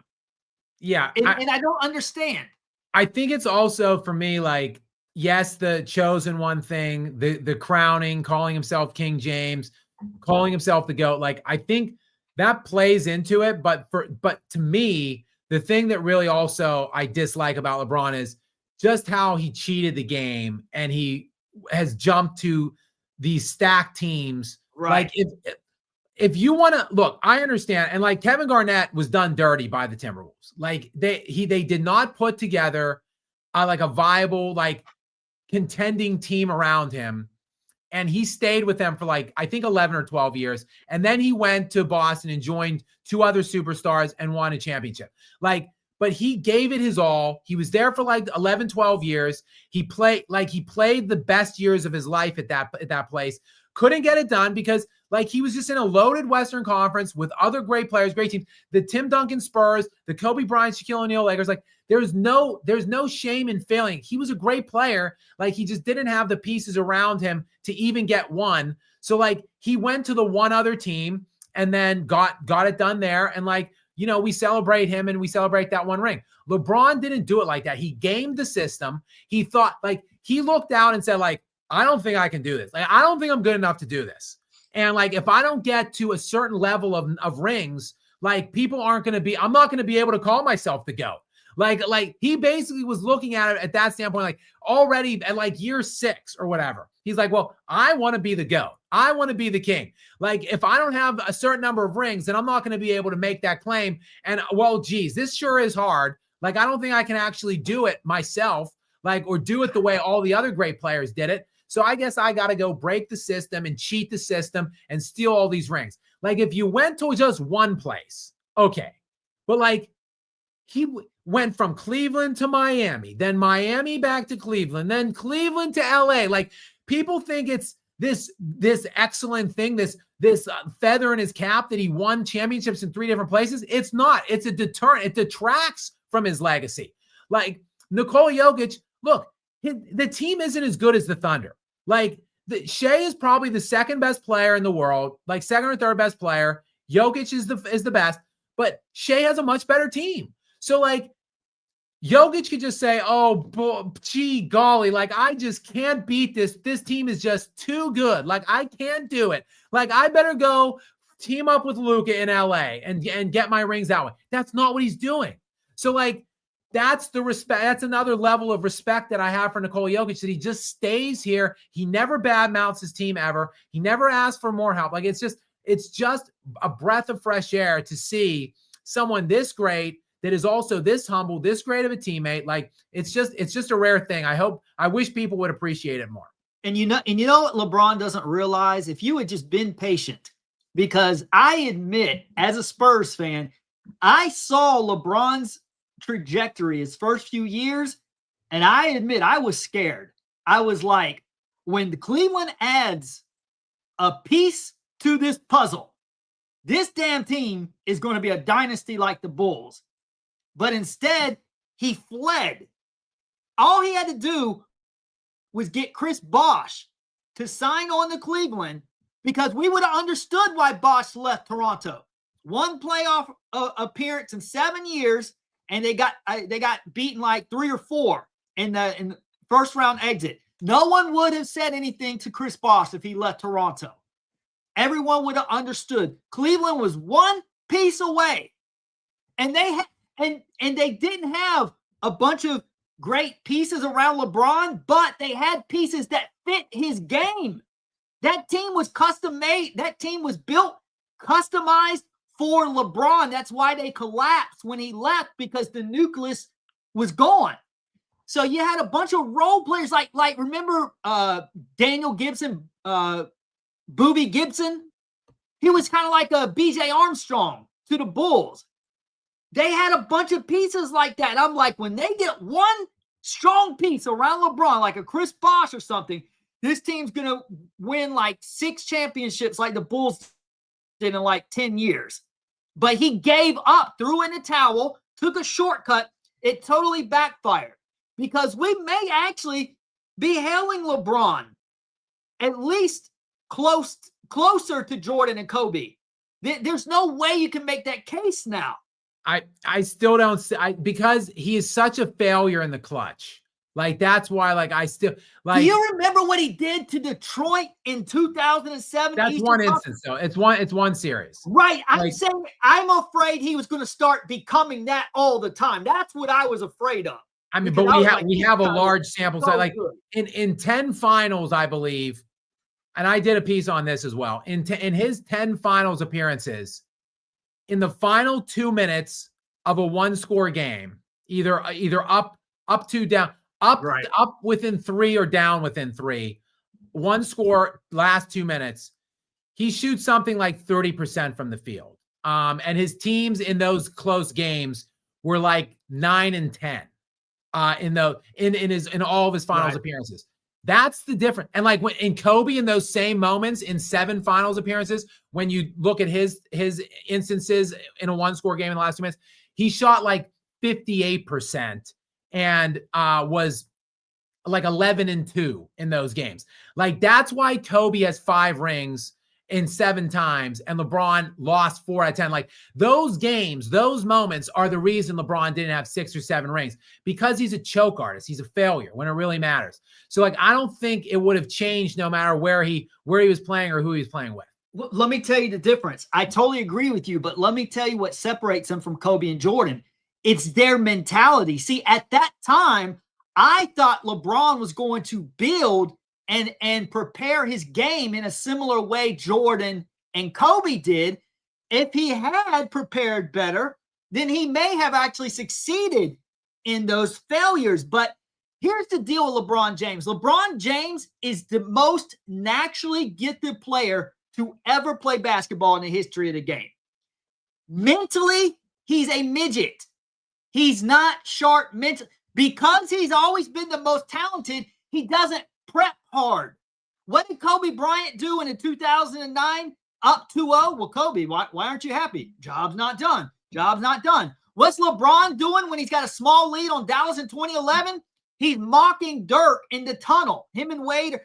That's the mindset. If he had that job's not done mentality, that's what I was afraid of, that he was going to have that same mindset. And if he had, combined with his natural talent, we would be having a very different story. It's his arrogance. And people say that well, Kobe and Jordan were arrogant. Sure, they were confident on the court, but they weren't arrogant because they said to keep up, to continue winning, I have to outwork everyone else. That's not arrogant. That's actually humility. LeBron lacked the humility. He always felt like, because I'm the most talented, I'm automatically going to win. There's no way that Dallas Mavericks team had more talent than that Miami Heat team. But look at who was arrogant. It's the whole, what is it? The tortoise versus the hare. LeBron James is the hare. He runs ahead of everyone talent-wise, and then he jokes around and doesn't realize others are stronger mentally, and they're going to surpass you based on their preparation. That's why Kobe was always confident in his games. Why? Because of his preparation. LeBron does not prepare like that. And when I was getting fearful that LeBron was going to take over the league in 2007, I was afraid he was going to prepare like Jordan and Kobe. And had he prepared like that and had a different mindset combined with his natural gifting, boy, oh boy, what LeBron James could have been. Well, Gary, speaking of Kobe, a good segue to Giuseppe's next question. Go ahead and read this one, and we can discuss it. Will Jokic surpass Kobe? Well, Giuseppe, if you know me, and I think that you do, but if you know me, you know that I have Kobe as my second greatest player of all time. He's number 2 on my all-time list. He's on my Mount Rushmore. My top 4, the list is out. My top 10 list is out. My justifications, my reasons for why. I've got Jordan at 1, Kobe at 2, Kareem at 3, and Duncan at 4 is my existing list. So you're basically asking me if I think that Nikola Jokic will get to number 2 all time. As great as the package is, as great as the dominance and the excellence has been, and as much as I respect him for not leaving, despite the fact that, look, he has way less help. If you look at the top 10 guys, or the top 9 guys, I should say, just expand it to a 10th guy. The top 10 guys on my list all time, Hakeem Olajuwon by far has the least help of any other player. By far. It's not close. Jokic has had even less than Hakeem. So I've got Hakeem at 5 right now on my all-time list, just below Tim Duncan. I think the ceiling probably for Jokic would be 5 right now if I had to guess, because as much as I can justify and excuse away the fact that he only has 1 ring, ultimately, in my estimation, he's probably going to win just the 1 ring. Like I hope I'm wrong, and I hope I'm proven to be wrong somewhere here down the line. It's a stretch that he wins even 1 more. Like if you ask me the over under, look, he's 30 years old right now. He'll be 31. Maybe he'll be 32 actually. Let me see. Let me check his age real quick.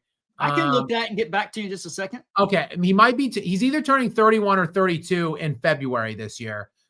I mean, if you say over under 0.5 more rings, like if I'm a betting man, and I am, I might take the under on that, unfortunately.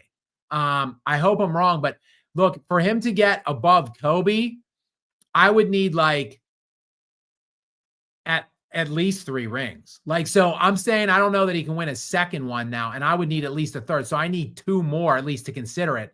Gary, what did you find out? You're muted, Gary. He's 30 right now. He'll be 31 in February. Okay, so he's still only 30. It's just insane how good this guy is.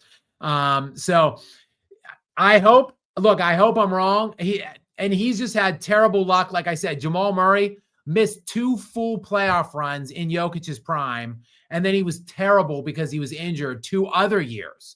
So Jokic could have like 4 or 5 rings right now, but he doesn't, unfortunately. So it's hard for me to justify if he ends with 1 ring, can I make him the second best player ever? I don't think so. So probably Giuseppe, no, I don't think he will pass Kobe. But I think he's already 10th on my list right now. I think he's passed everybody that's played since Jordan other than Kobe and Duncan, right? I think, yeah, Kobe and Duncan are the only 2 I think that I don't think that I would have Jokic above since Jordan. So that's what I think of him already. And again, he's only 30. Noah is in. Actually, Noah gave me some kind of super sticker too. So shout out to you, Noah. Thank you very much for this super sticker thingy. And then Noah also has a question or comment as well, and is in for $5. So Noah, thank you very much for your double contribution there. I really do appreciate you guys. Thank you so much. Gary, what's this question or comment from Noah? Let me say something to piggyback on what you say, and that can segue into this. I'm a massive Spurs fan, obviously. But, I mean, come on. Duncan, the Spurs, we have to be honest here. The Spurs had no business getting Duncan. He should have went to the Sixers. He went in the absolute perfect position. Jokic, on the other hand, went to a crappy, poorly run Denver Nuggets organization and won a championship. So, yes, Duncan's going to retire with more rings, obviously, but take those positions out. I know. It's a nuanced conversation. It really is. Like if you put Jokic on the same exact Spurs team for 20 years that Duncan was on, like he likely would have 5 rings too. Right. So it is a difficult conversation in some sense. I think All right. And Noah's question. I'm sorry, go ahead. Noah's actually in multiple times, not only the sticker, but go ahead and read this one. And then I'm going to jump ahead because Noah has mentioned something else, which is basically just piggybacking on his own comment. So read this one and I'll jump to that one then. Okay. If Jokic had teammates that could shoot, he'd be averaging 14 assists per game this season. And then you want to go to the last one? Yeah, then he also says this. He should be averaging 14 assists per game this season, but Murray, Christian Brown, and Cam Johnson haven't shot well this season. That's all very true. Like all 3 of these dudes are not shooting great. Jamal Murray has shown flashes. He was bad, Jamal, tonight. 15 points on 5 of 16 from the field. So 16 shot attempts to score 15 points. And he was 1 of 5 from the 3-point line. And then if I look for the year, again, Jamal Murray has had his best start of his career to start a season, I should say. And yet he's averaging 22 points per game right now. And he's shooting 48% from the field is a very good, healthy shooting percentage from him. I would take that. But when you look at some of these game logs, I mean, like he just hasn't been playing great in some of these games, tonight being one of them. I'm trying to look at some recent games. He shot 31% tonight. He shot 26% against the Heat. He shot 35% against the Kings. So like he's streaky. He's just had some really great games this year. He's had some really bad games. Christian Brown, by and large, after that massive extension he signed this summer, has been bad most of the games this year. And then we talk Cam Johnson's offense is just abysmal. So yes, it's true. Nikola Jokic's stats are already ridiculous.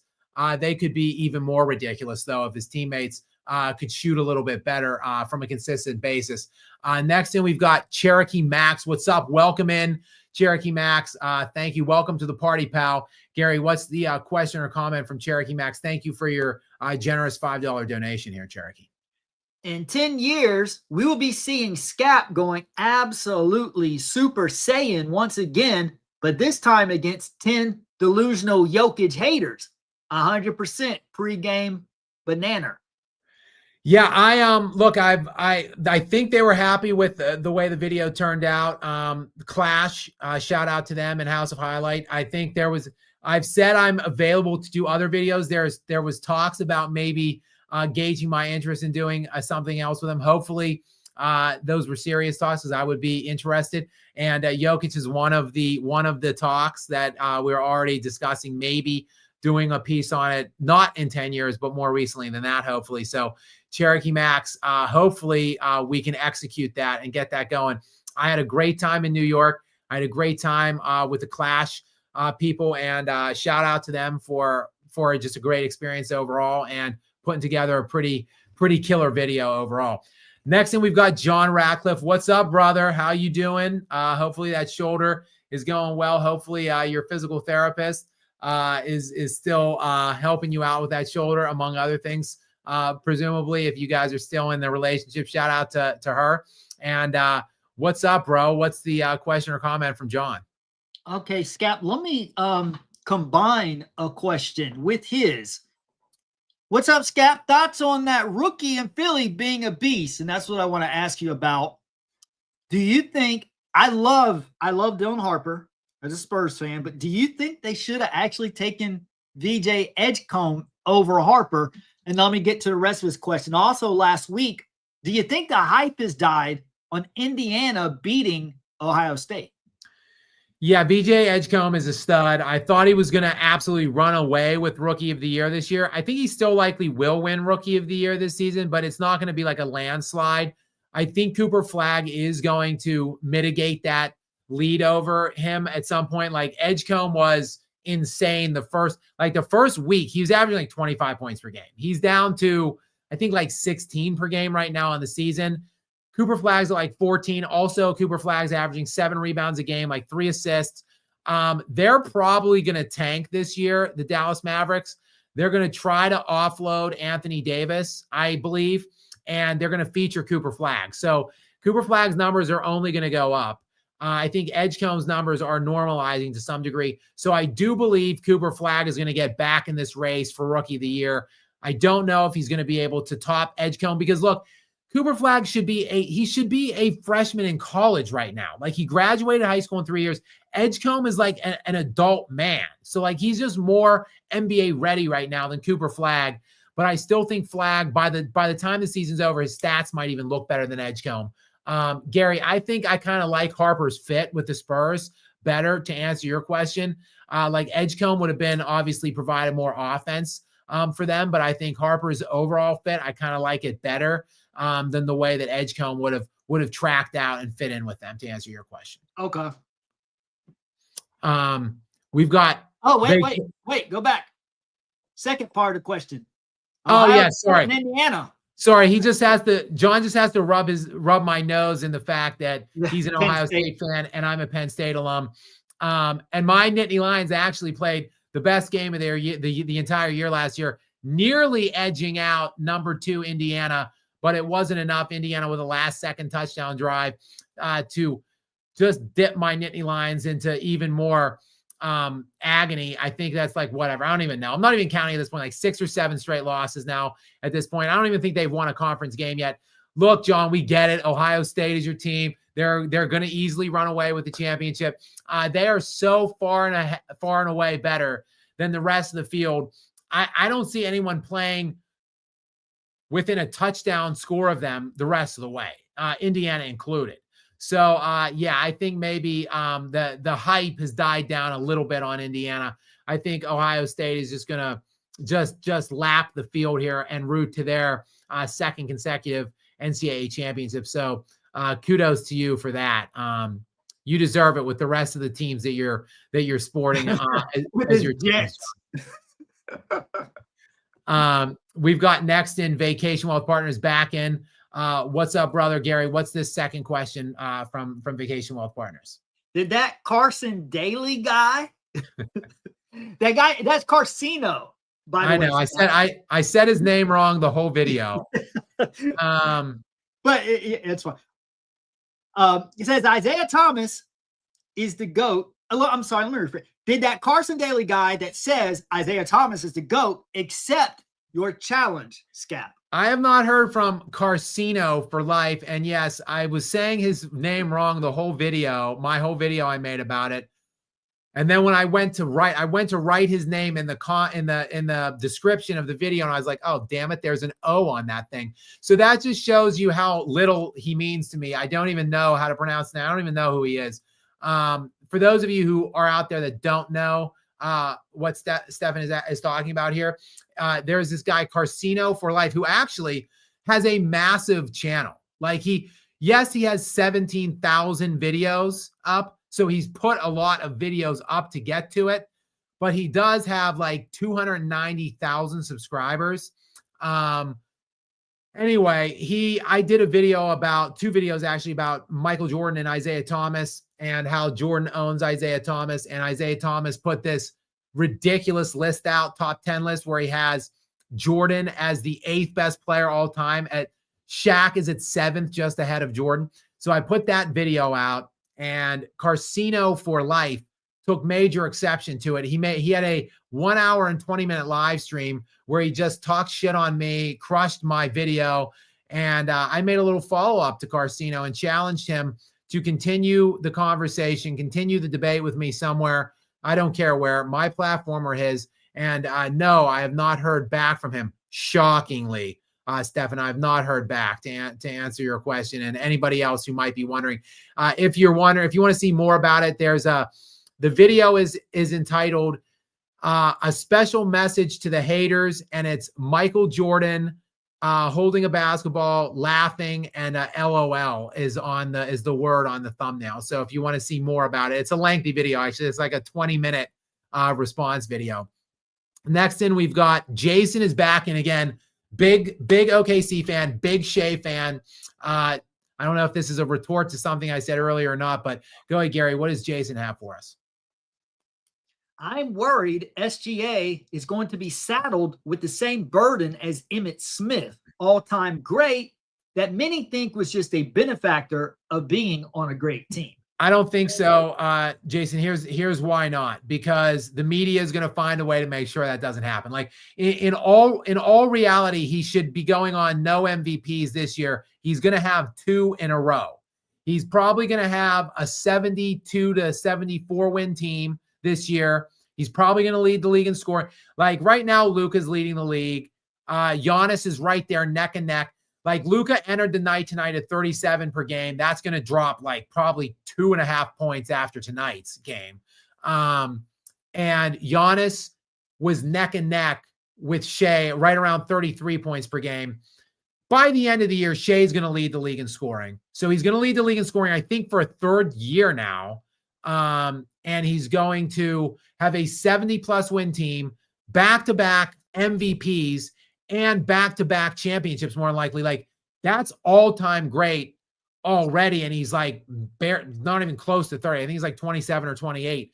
So, like, when you look at the totality of the resume, like, I don't believe that, Jason. I think he's going to be regarded as, when it's all said and done, a top 15 all-time player. Whether he is that or not will be debatable, honestly, but I think he will be remembered or regarded as such. And who knows, like, what this team is capable of, how many titles this team can win. If they win 4 or 5 titles and he gets 3 or 4 MVPs, like, he's going to be in a lot of people's top 10 lists. He might be consensus better than Jokic just based on resume of people not watching these games and not understanding the context of what's going on. So I wouldn't fret too much about that, Jason. I think SGA is more than going to get the flowers that's coming his way the rest of the way throughout his career. We've got Nemes back in again from Serbia. Serbia's turn out for me always. Shout out to you guys out there in Serbia. Shout out to your boy and mine, Nikola Jokic. And Nemes is back in yet again tonight. Thank you so much, Nemes, for your continued generosity here in supporting me. Gary, what's this latest question or comment? Now, Nemes, you had better not be insulting Paul George or Bradley Beal, implying that they fall into this trap. Skap, do you notice a trend where players drop off a cliff as soon as they secure the bag with these insane contracts? Too early to tell, but look at Christian Brown. Look at Paul George. Yeah, I think it does happen a lot throughout the NBA. Obviously, these guys get less hungry and, they rest on their laurels. They count their money, et cetera, et cetera. The drive isn't as strong. But I think it's actually something different in the case of the Denver Nuggets. You had Michael Porter Jr. making like $40 million a year before they got his ass finally out of town and off the books. You've got Jamal Murray making an incomprehensible $55 million right now. Aaron Gordon's making like 35, which actually looks pretty good now at this point for that contract.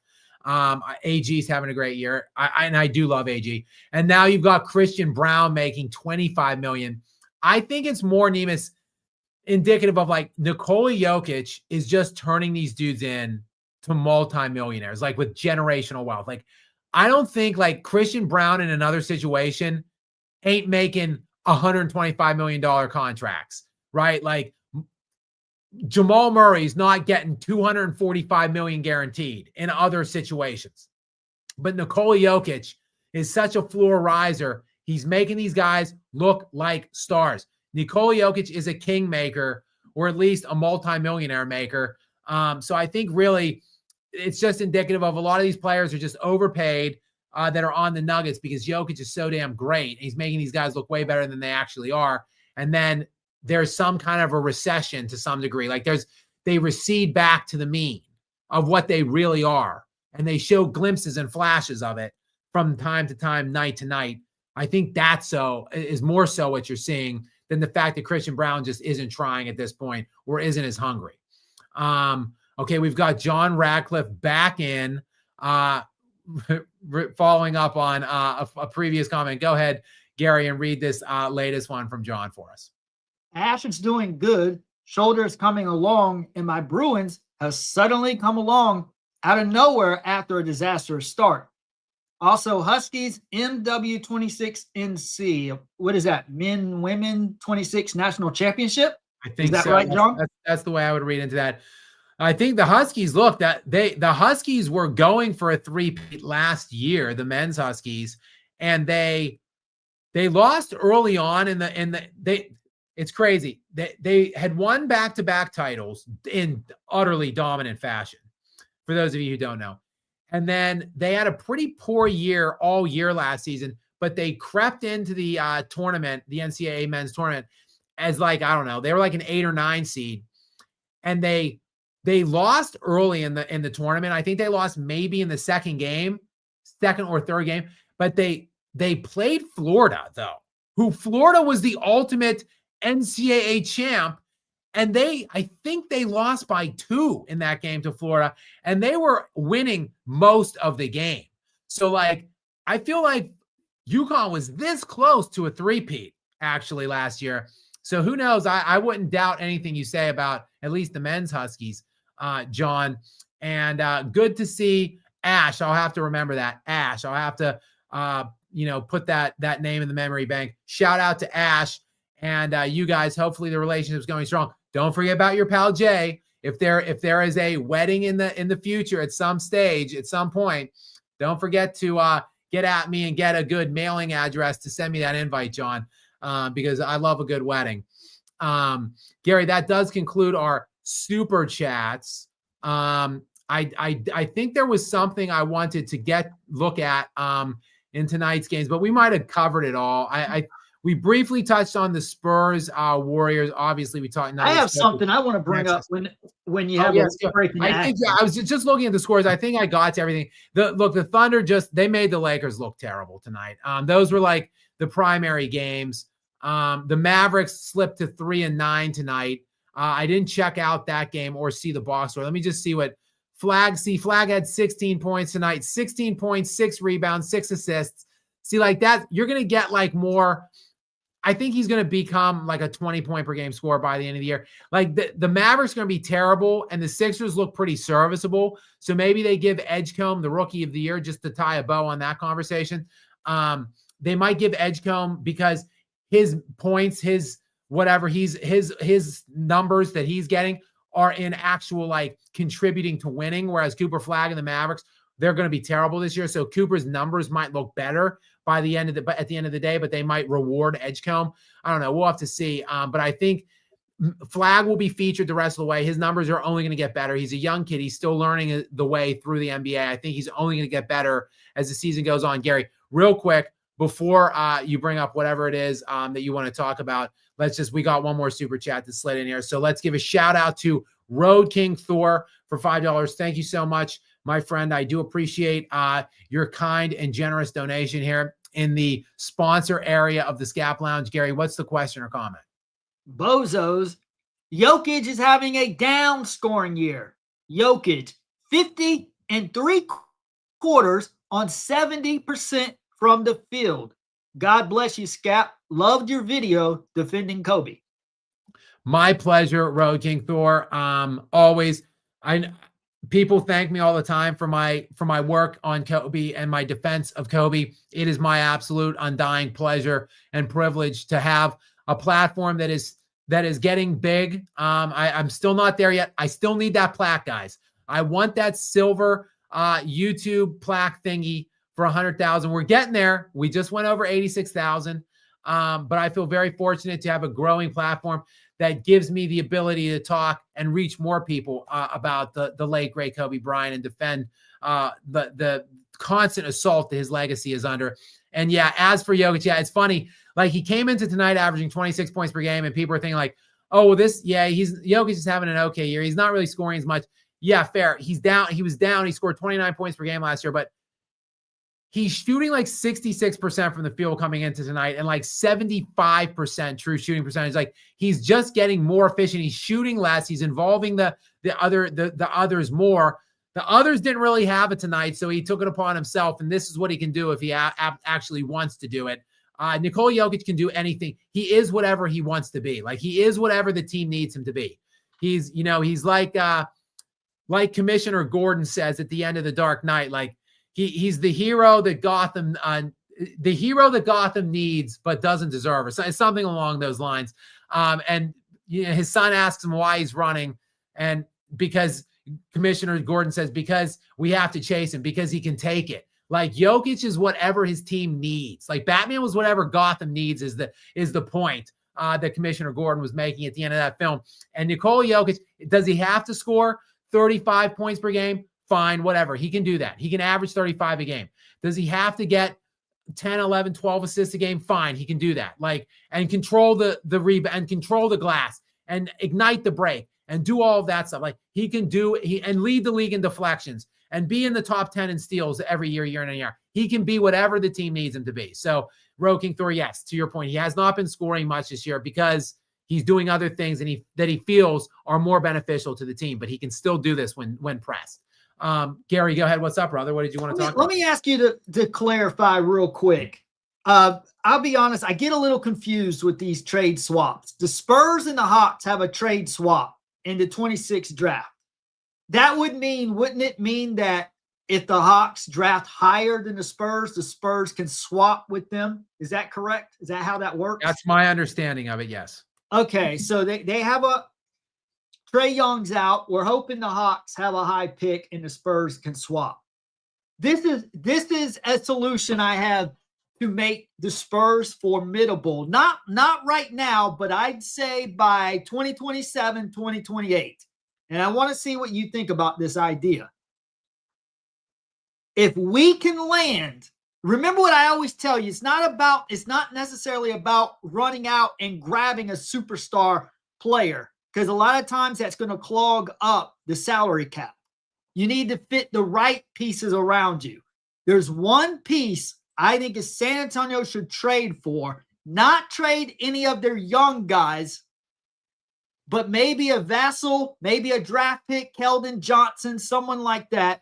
If we can somehow get Trey Murphy from the New Orleans Pelicans, a 6'9", long, three-point shooter, good defender, forward, to play with Wemby and those guards. He's only 25, so he's close to the timeline. And I'm saying I would even be willing to give up De'Aaron Fox for him. Not because I don't think he's better, but I think with Harper and Castle and Trey Murphy would be a better fit. Because De'Aaron Fox, for whatever reason, is playing so much ISO ball, and I don't quite understand. He's really good, but he doesn't seem like he's making the team better. And I know their record's good right now, but give them some more time. I guarantee you, by the end of the year, they're not going to be nearly as good. Wait until they start playing quality teams, because they've been beating up on crappy teams like the Pelicans and the Nets and the Raptors, and they have to rally back in those games. I believe that you're on your way when you start annihilating inferior competition. You can't let inferior competition hang in there and you give up big leads and then have to rally back at the end. And I know San Antonio's still young. The league right now belongs to A, OKC, and B, Denver. Those are the top two teams, and everyone else is below them. So I know the Spurs aren't going to win this year, but I want to see progression and hope for the future, which I see that, but I want to see better ball movement. OKC and Denver have very good ball movement.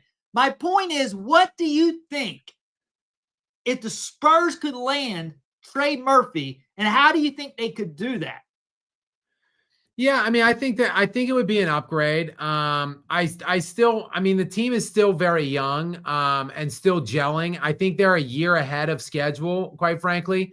Like, I was expecting them to be maybe 5-6 seed range if they stayed healthy, possibly threatened for the 4 seed, but it looks like they're definitely going to do that if they stay healthy, that they're going to stay locked in this like 4 seed realm. I think they'll win 50 plus games this year. Wembanyama is going to be first team All NBA. He's going to be first team All NBA defense. I like the way the pieces are coming together around him. I agree with you that Fox, I'm a big De'Aaron Fox fan. Personally, I would take Fox over Jamal Murray. I would do a Jamal Murray, De'Aaron Fox swap straight up right now. I like De'Aaron Fox. I have for years. I've wanted him on the Nuggets for years. But he doesn't necessarily fit with what the Spurs are doing. So I do agree with you that that's just a weird fit. And they got him before they got some of these pieces in the draft. So like, unfortunately, like they couldn't foresee that they were going to get some of these high draft picks and stuff. And they took the best player available. So like De'Aaron Fox, I think they do need to find a way to get him off the books. And I mean, what you're suggesting would be a viable. I like the addition.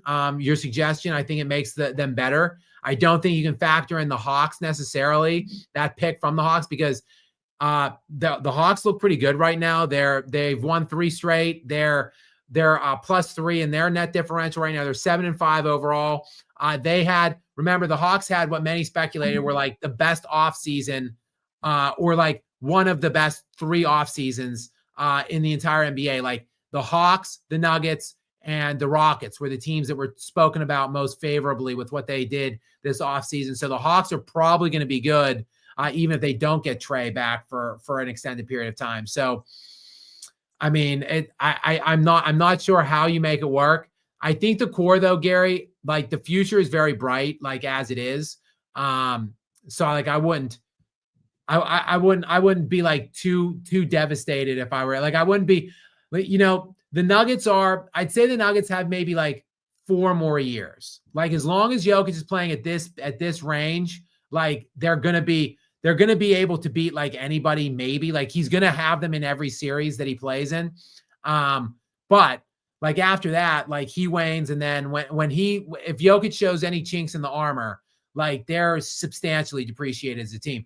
Now the Thunder is still gonna be around, but look, the aprons and stuff, and the punitive nature of it, like. They're going to have to make difficult decisions in the next couple years moving forward. So they've got their 4 guys intact in Shea, Jalen Williams, Chet Holmgren. Like they've got, and I think there was one other guy they extended big, but those big 3 specifically are extended. They've got those guys, but like the strength of the Thunder are the fact that they have like 10 starters basically on their team. So like they're going to lose 5 of those guys probably over the next several years.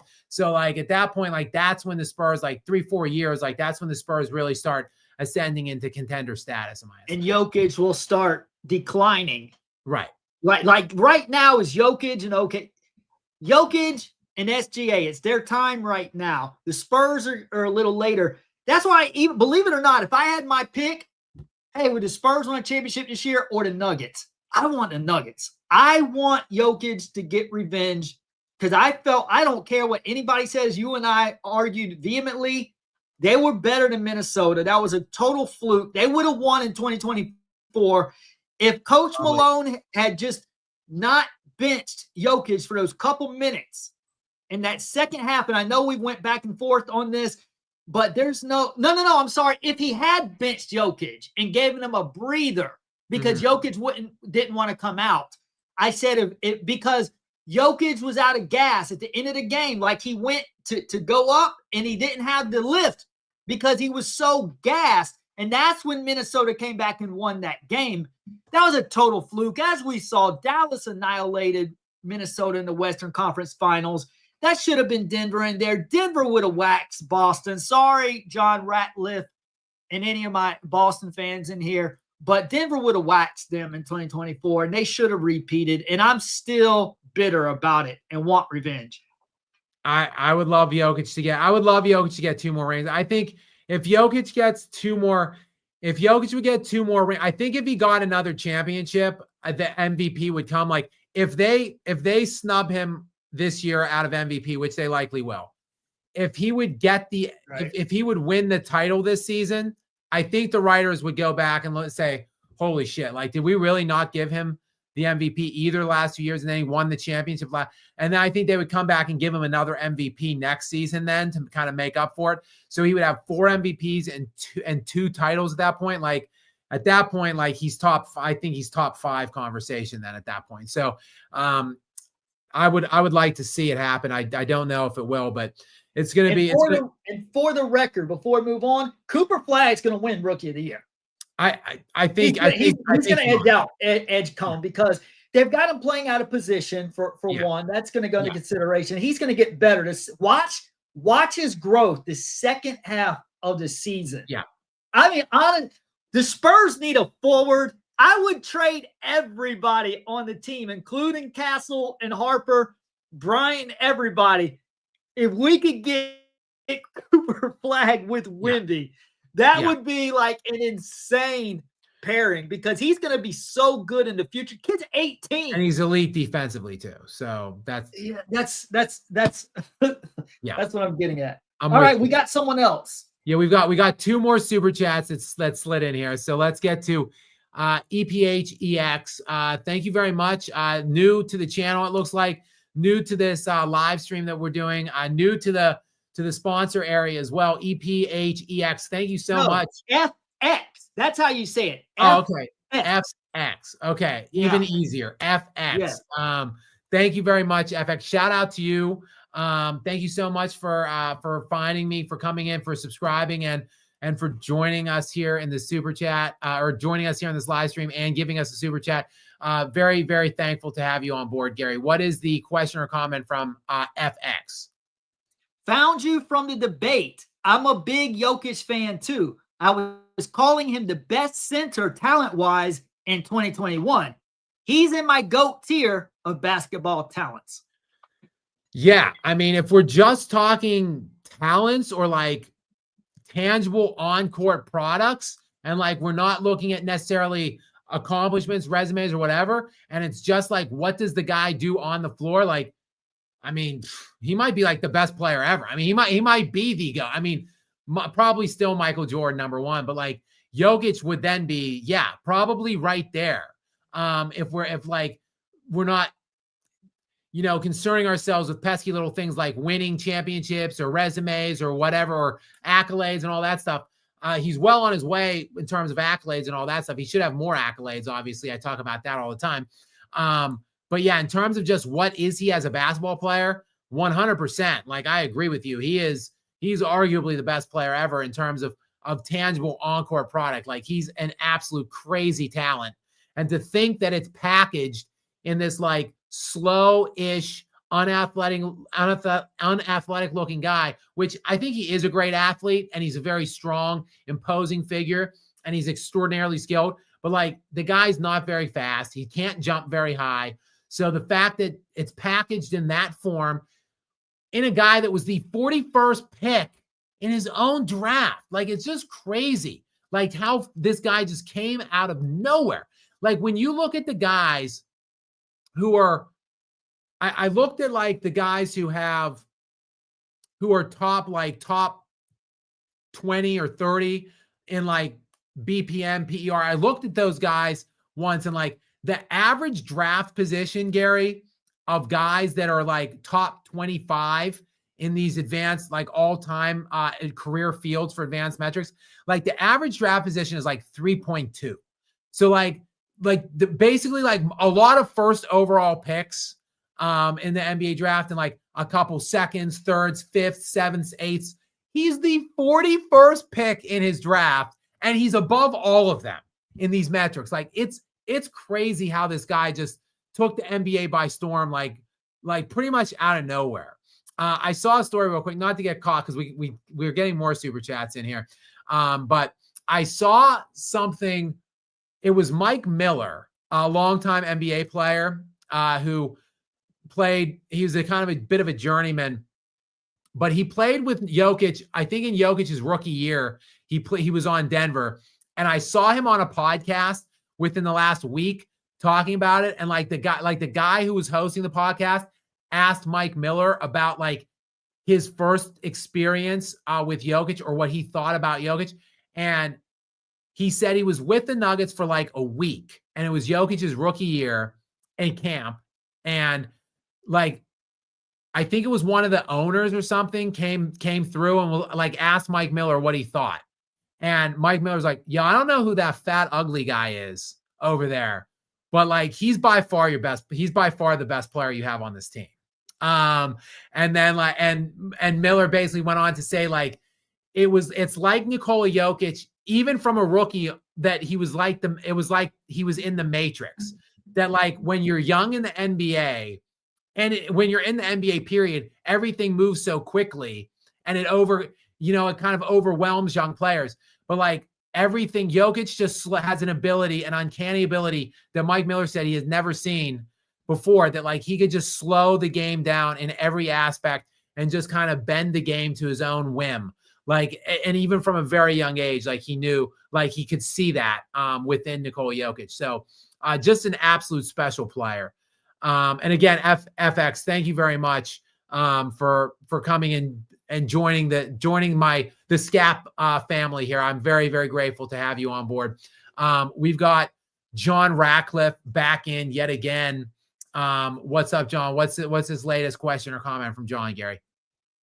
Who are the 3 generational players in the 26 draft? Which draft are we talking about here?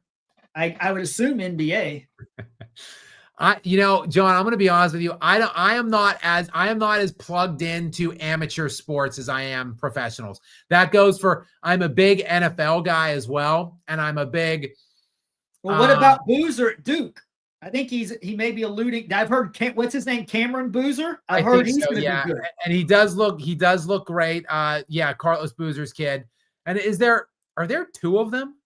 Yeah, they're twins. That's what I thought. Okay. Yeah. I'm not as dialed into amateur sports. Not even college football. I forcibly get into the rookies in the NFL only after the draft because I am a degenerate fantasy football player and I need to know which rookies could be breakthrough rookies or breakout rookies, I should say. So I study the rookies only after the draft occurs. I don't really watch much when they're in college. And I used to love NCAA basketball. I don't watch much at this point. Too many moving parts to keep up with. I'm just so dialed into the NFL and the NBA. Like those are the primary sports that I lend myself to. And I love playoff hockey and playoff baseball. I don't watch the regular season of those sports, but I watch all the postseason. I was consumed by the baseball playoffs this year. I watched, I think, every single game in the baseball playoffs. I think I watched. Gary, much to your dismay, you are a big Toronto Blue Jays fan. I was rooting not for them the whole way, but when it became basically, I just want small market teams to win that don't spend a lot of money. Or I want anyone but the Yankees or the Dodgers to win in that order. No, I'm sorry. The Yankees, Phillies, or Dodgers, anyone but those teams in that order pretty much. When the Dodgers got into the final series, at that point I became a Blue Jays fan and I was sick the way that series went. But I digress, John. My point is, those are the things I watch. I don't watch much else. I do watch like big college football games. And I watch like most of the college bowl games as well, football games. And then I watch March Madness. So this is way before the time that I start investing myself into the collegiate game. So I do not know, John, who I would think would be generational at this point. Next thing we've got Cusmo Jimbo. What's up, brother? A regular with a very generous donation of $10 for us here. Thank you very much, Jimbo. I do appreciate you. And what is the question or comment here from Cusmo? Real quick, Skap, before I jump into this, I got a bonus answer for you, Cusmo. I was watching one of the live streams a few weeks back, and I remember he asked you, hey, why don't they do the seeding just the 16 best teams instead of 8 from the East and 8 from the West? Ideally, that would be great. But I was saying, and I wish I could have chimed in, the reason they can't do that is for scheduling reasons. Because the games, they want prime time, they want an early game and a late game. You can't do that. If 12 or 13 of the best teams are on the West Coast, you can't put them on early. You have to have some early games. I mean, you could, but it would be a big problem. It would turn into a big problem. I think that's why they don't do that. And it's not really about televising them so much. It's about getting people in the arenas. So like if they want to tip a game at 7:00 and it's a West Coast game, and that's you got to get in there at 4:00. So you've got people trying to travel from work and all this stuff at like 2:00, 3:00 in the afternoon to get to the arena. So that's the big. So basically, get over it, fans. That's what you have to do. Take the day off work if you have tickets that day. That's pretty much what you have to do. Or Gary, look, 80% of the workforce at this point are remote workers anyway. So just get one of those little mouse mover thingies. Put your little mouse mover on, stay signed into your whatever, your work time sheet, and just drive off early to the game. We know you're not working really anyway. If your favorite I think TV does play a role though, because they want the East Coast games on early. I do believe that they take TV ratings and televised games into consideration. I think they do. That's why they have these huge contracts with all these platforms. There are these outrageous prices. Anyways, Q's, I just wanted to throw that out at you to answer your question from a few weeks ago. Let me get to this one now. Skap, you need to do a study on how to build a franchise featuring Sam Presti and the OKC Thunder versus how not to build a franchise featuring the 76ers and multiple GMs they've had since 2010. Yeah, Gary, look, I won't spend much time on it because you and I talk about it often. Sam Presti is an absolute legend. He is the best in the business. He's the best at what he does. He's done it in multiple stops now, or at least he cut his teeth with the San Antonio Spurs, and now he's applied all that he's learned, and now here into Oklahoma City. And look, he built a dynasty with Kevin Durant and Russell Westbrook and James Harden, which never got to come to fruition. But now he's done it again, and he's done it from this tiny ass little market that nobody really cares too much about. So Sam Presti is an absolute legend. You can't do it any better than him. He is the best in the game. Maybe he's the best ever, honestly. Yeah. Road King Thor is in next. What is up, Road King Thor? Back in for double dipping here into the sponsor area here in the lounge. What's up, brother? What's this second question or comment, Gary? You primarily talk basketball and football, but are you a fan of any other sports? Hockey, UFC, baseball, etc. Big UFC fight this weekend. Who is it, Road King Thor? Let me know in the comments. Not a super chat. Put it in the comments so I can see, because I'm not sure myself, but I do keep up with UFC somewhat. Yeah, I'm looking at the comments now too. You keep an eye on it, let me know. Yeah, I just spoke to this somewhat. I do love the NHL and the Major League Baseball, but I don't watch the regular season really much at all in either of those sports, but I'm consumed by the playoffs. Like I watch every game in the playoffs for both of those sports typically, or as many of the NHL as I can, because it overlaps with the NBA. So I can't always see all of the NHL games, but I watch as much as I can of that. And I watched all of the baseball playoff games this year in all of the series. Other than that, I do not watch much other than those things. I really never did get into the combat sports. I loved boxing when I was younger, when the heavyweight circuit was great. When the heavyweight kind of dwindled and like, Floyd Mayweather kind of rose to prominence, I stopped caring. I just stopped caring about it then. And I never, for whatever reason, I never gravitated over towards UFC or MMA or anything like that. So, I think that those are the sports I'm into, and I watch a lot. Like I watch all the NBA games, I watch all the NFL games. So it's, I have a pretty full slate watching what I watch already as it is. But thank you, Road King Thor. Thank you. Do you watch much tennis? Because I really got into Wimbledon and the U.S. Open this year. I like it a lot. Again, I really love tennis. I do love tennis. I would like to watch more. I don't watch as much as I would like to, but when I watch like Wimbledon or whatever, if I get into one of the big tournaments, like I'm consumed by that too. Like I'll watch like these epic, like whatever, like 3.5 hour long sets at like 2:00 in the morning. Like I'm hanging on every single serve and whatever volley. So I do really, really like tennis quite a bit. I don't watch as much. Again, I don't watch as much as I would like to, but I'm really into it right now, particularly just because I just love greatness in things. And I see this Alcaraz kid is an absolute all-time legend already. Like he is just like the shit he's doing right now. It comes to like the greatest players ever. Like he's on a footing with like the Joker in that sport, obviously, and like just the greatest players that have ever existed is like where he's tracking to be. And then that what's his Sinner is the other guy, like this, like basically Yannick Sinner. Yeah, which he has the he beat the hell out of Alcaraz at Wimbledon. And then Alcaraz largely has Alcaraz largely right there with them. It sucks because Sinner's so great too. But it sucks that he's overlapping in Alcaraz, who's a beast. Like I think Gary, I don't know the number, but I saw it one time. Like Sinner is like 127-2 against like every other player in like over the last like couple years, and he's like whatever 1-4 against Alcaraz. Like it just stinks that he is so great and so dominant in his own right, but he's coinciding with this other all-time legend.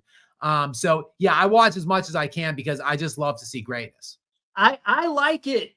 I like it so much. You know what I like about the structure of how they're paid? They get paid more money the more they advance in the tournament.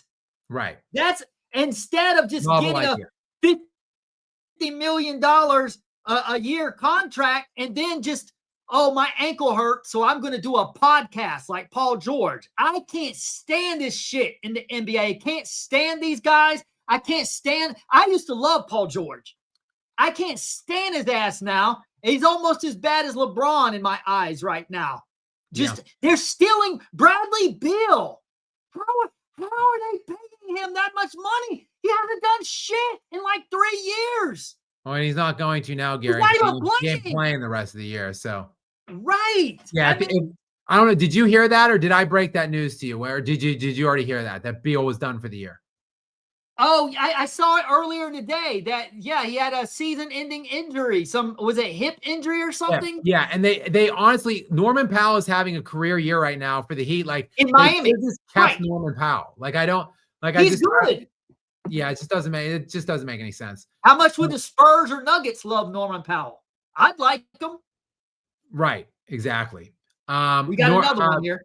Roe King Thor, he's just responding to your question on who's fighting this week. He says, I don't care. I'll super chat it.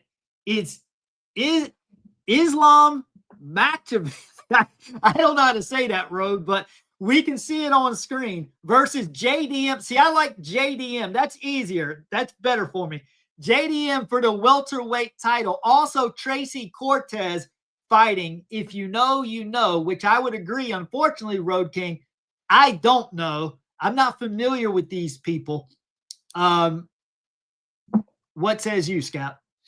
Yeah, like I said, I'm not, unfortunately, like I never got into, I liked boxing as a youngster, probably up until, I don't know, I was like a teenager, which is many, many, many, many years ago now, at this point. But I never look, if I see a fight on, like I'm intrigued, I'll watch it, but like I don't, seek fights out or anything like that at this stage. Like I said, I'm watching so many other sports at this point.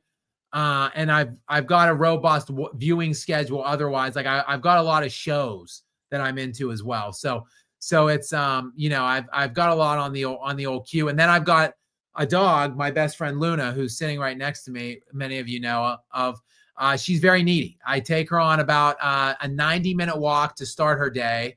We're out usually around 8 a.m. and we get back around 9:30 a.m. And then I take her on another hour and a half walk around 5 o'clock till around 6:30. So, it's I've got that as well. And then, I try to stay fit and active. I work out myself. So, I've got a lot of things going on in the day throughout the day, and I'm making these damn videos all the time too. So the schedule in a 24-hour day fills up quickly, and I can't watch all the sports that I would like to, or all of the things like fighting and stuff that I would ultimately like to see. But if I see it on, I would watch it. I think Netflix has some of these fights now. So I have been watching the ones that Netflix gets. I kind of watch, because that's the other thing. Like the availability of the games wasn't that great before. Like it's hard to find them. Like I'm not going to pay for a fight or do pay-per-view for a fight. So when the fights are like free or available, like Netflix is getting some of them now, like I'll probably end up watching more and more of them that way. But Gary, I think we're at the end of the super chats again. It was a great night. I think it was a great live stream. It was great to have you back on. I guess you want to start getting back into the swing with me and integrate it back into these now. What do you think? What are your thoughts? Yeah, if whenever our schedules are lined up. Yeah. Okay, fair enough. Yeah. Oh, Lester's back. Oh, okay. Sorry, I don't want to miss a super chat. Lester, welcome back in. What's the question or comment here from one of our favorites here, Lester's Banana?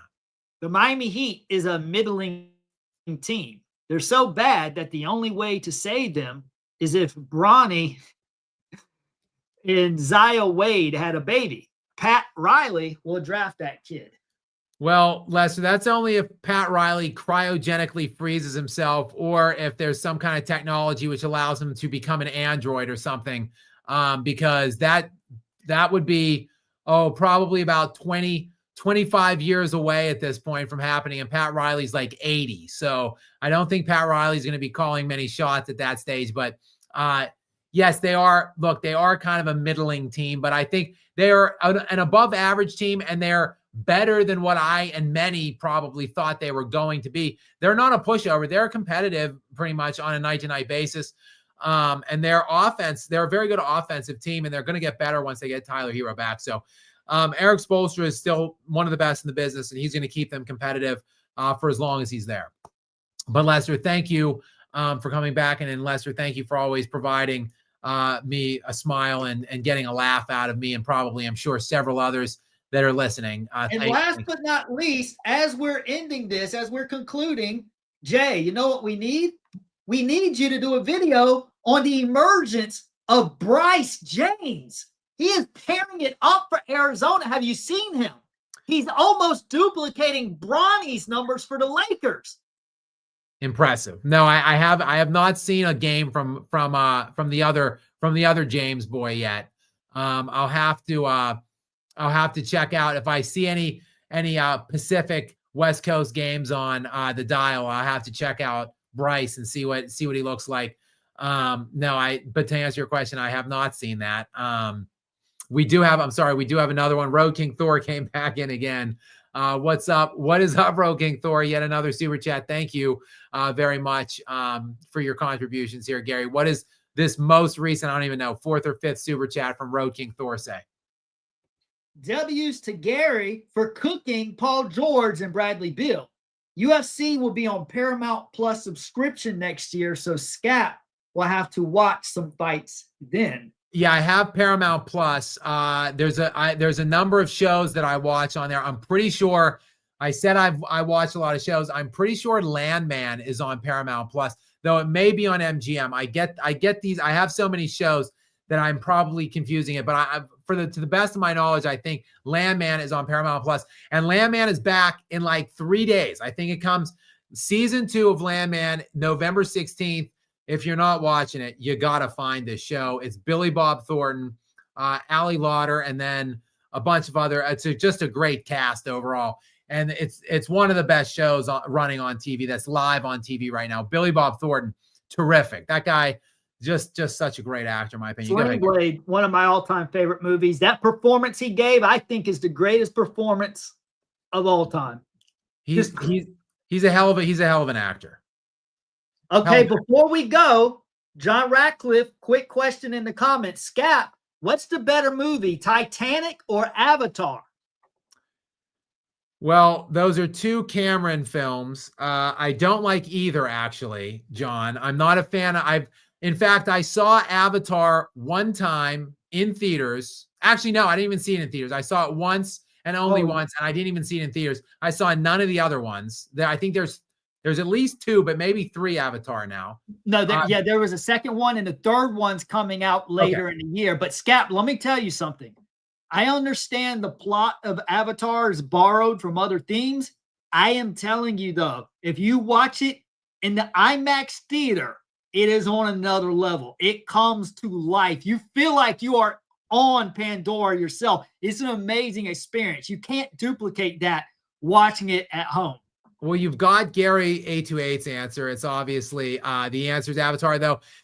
While I did, and I've seen Titanic once and only once as well. I did see that one on the big screen. And that one is one of the most decorated films of all time. I think it won like 12 Academy Awards. It's still one of the like 10 highest grossing films in the United States of America's box office. So I would probably give deference to Titanic just because of how highly decorated and critically acclaimed the film is. But look, if you're asking me, I'm not a fan of either of the films. I like James Cameron's like 80s catalog. Like give me Alien. Like give me something like that for a James Cameron film. Your answer is Terminator 2. That's your answer. Yes. Terminator 2 is probably that was amazing. That is the greatest James Cameron. Good call, Gary. Terminator T2 is the greatest James Cameron film in my estimation. A flawless sci-fi movie. It's one of the best sci-fi movies ever produced, in my humble opinion. If not the, yes. Yes, 100%. Skap, I honestly think this is what I'm leaning towards. I think I'm going to start a movie channel because like right now I've got all this energy. I got a million thoughts running through my head. I probably should have started a movie channel a long time ago. As you know, I was an aspiring screenwriter years ago. I've written 7 different screenplays. I used to be into acting. Like I think you also have some acting ideas yourself. One of these days we need to do a movie live stream and just see how it goes. Cause I think you and I could probably talk about this stuff like 5 hours straight. Love movies. Movies, one of my biggest passions. I'd say it's hard for me to segregate sports from movie. Like they're my two, not only my biggest passions, pretty much my only passions. The only thing I really am passionate about, in terms of other than family and whatever, and my best friend dog. But in terms of like things or hobbies or whatever, sports, movies, that's it. That's the list. And it's hard for me to say which I actually like more, whether it's sports or movies. Right. My first love was movies. I was a huge movie lover and movie dork well before I got into sports. I didn't really dive into sports till I was like 12 years old. And I've loved movies from the time I could even remember, like the time I can remember breathing and liking movies basically, is what it is. So definitely those are my 2 big loves in life. So yeah, it would make sense. But Gary, it was great. It was great having you guys all here tonight. I think we were over 400 people on here for a while. Still 250 people. Thank you guys so much for stopping in and spending some of the late night or early morning with us here. Gary, thank you for coming back in. And like you said, whenever our schedules align, we'll have to do it again soon. And make sure you guys go check out Gary 828. He's got a Gary 828 regular channel and a Gary 828 sports channel. So search them both out. Check out his content there. Give him a subscribe. And as always, guys, if you're not, please do make sure you are subscribed to me here with those notifications turned on to stay up to date with more from me. Until next time, guys.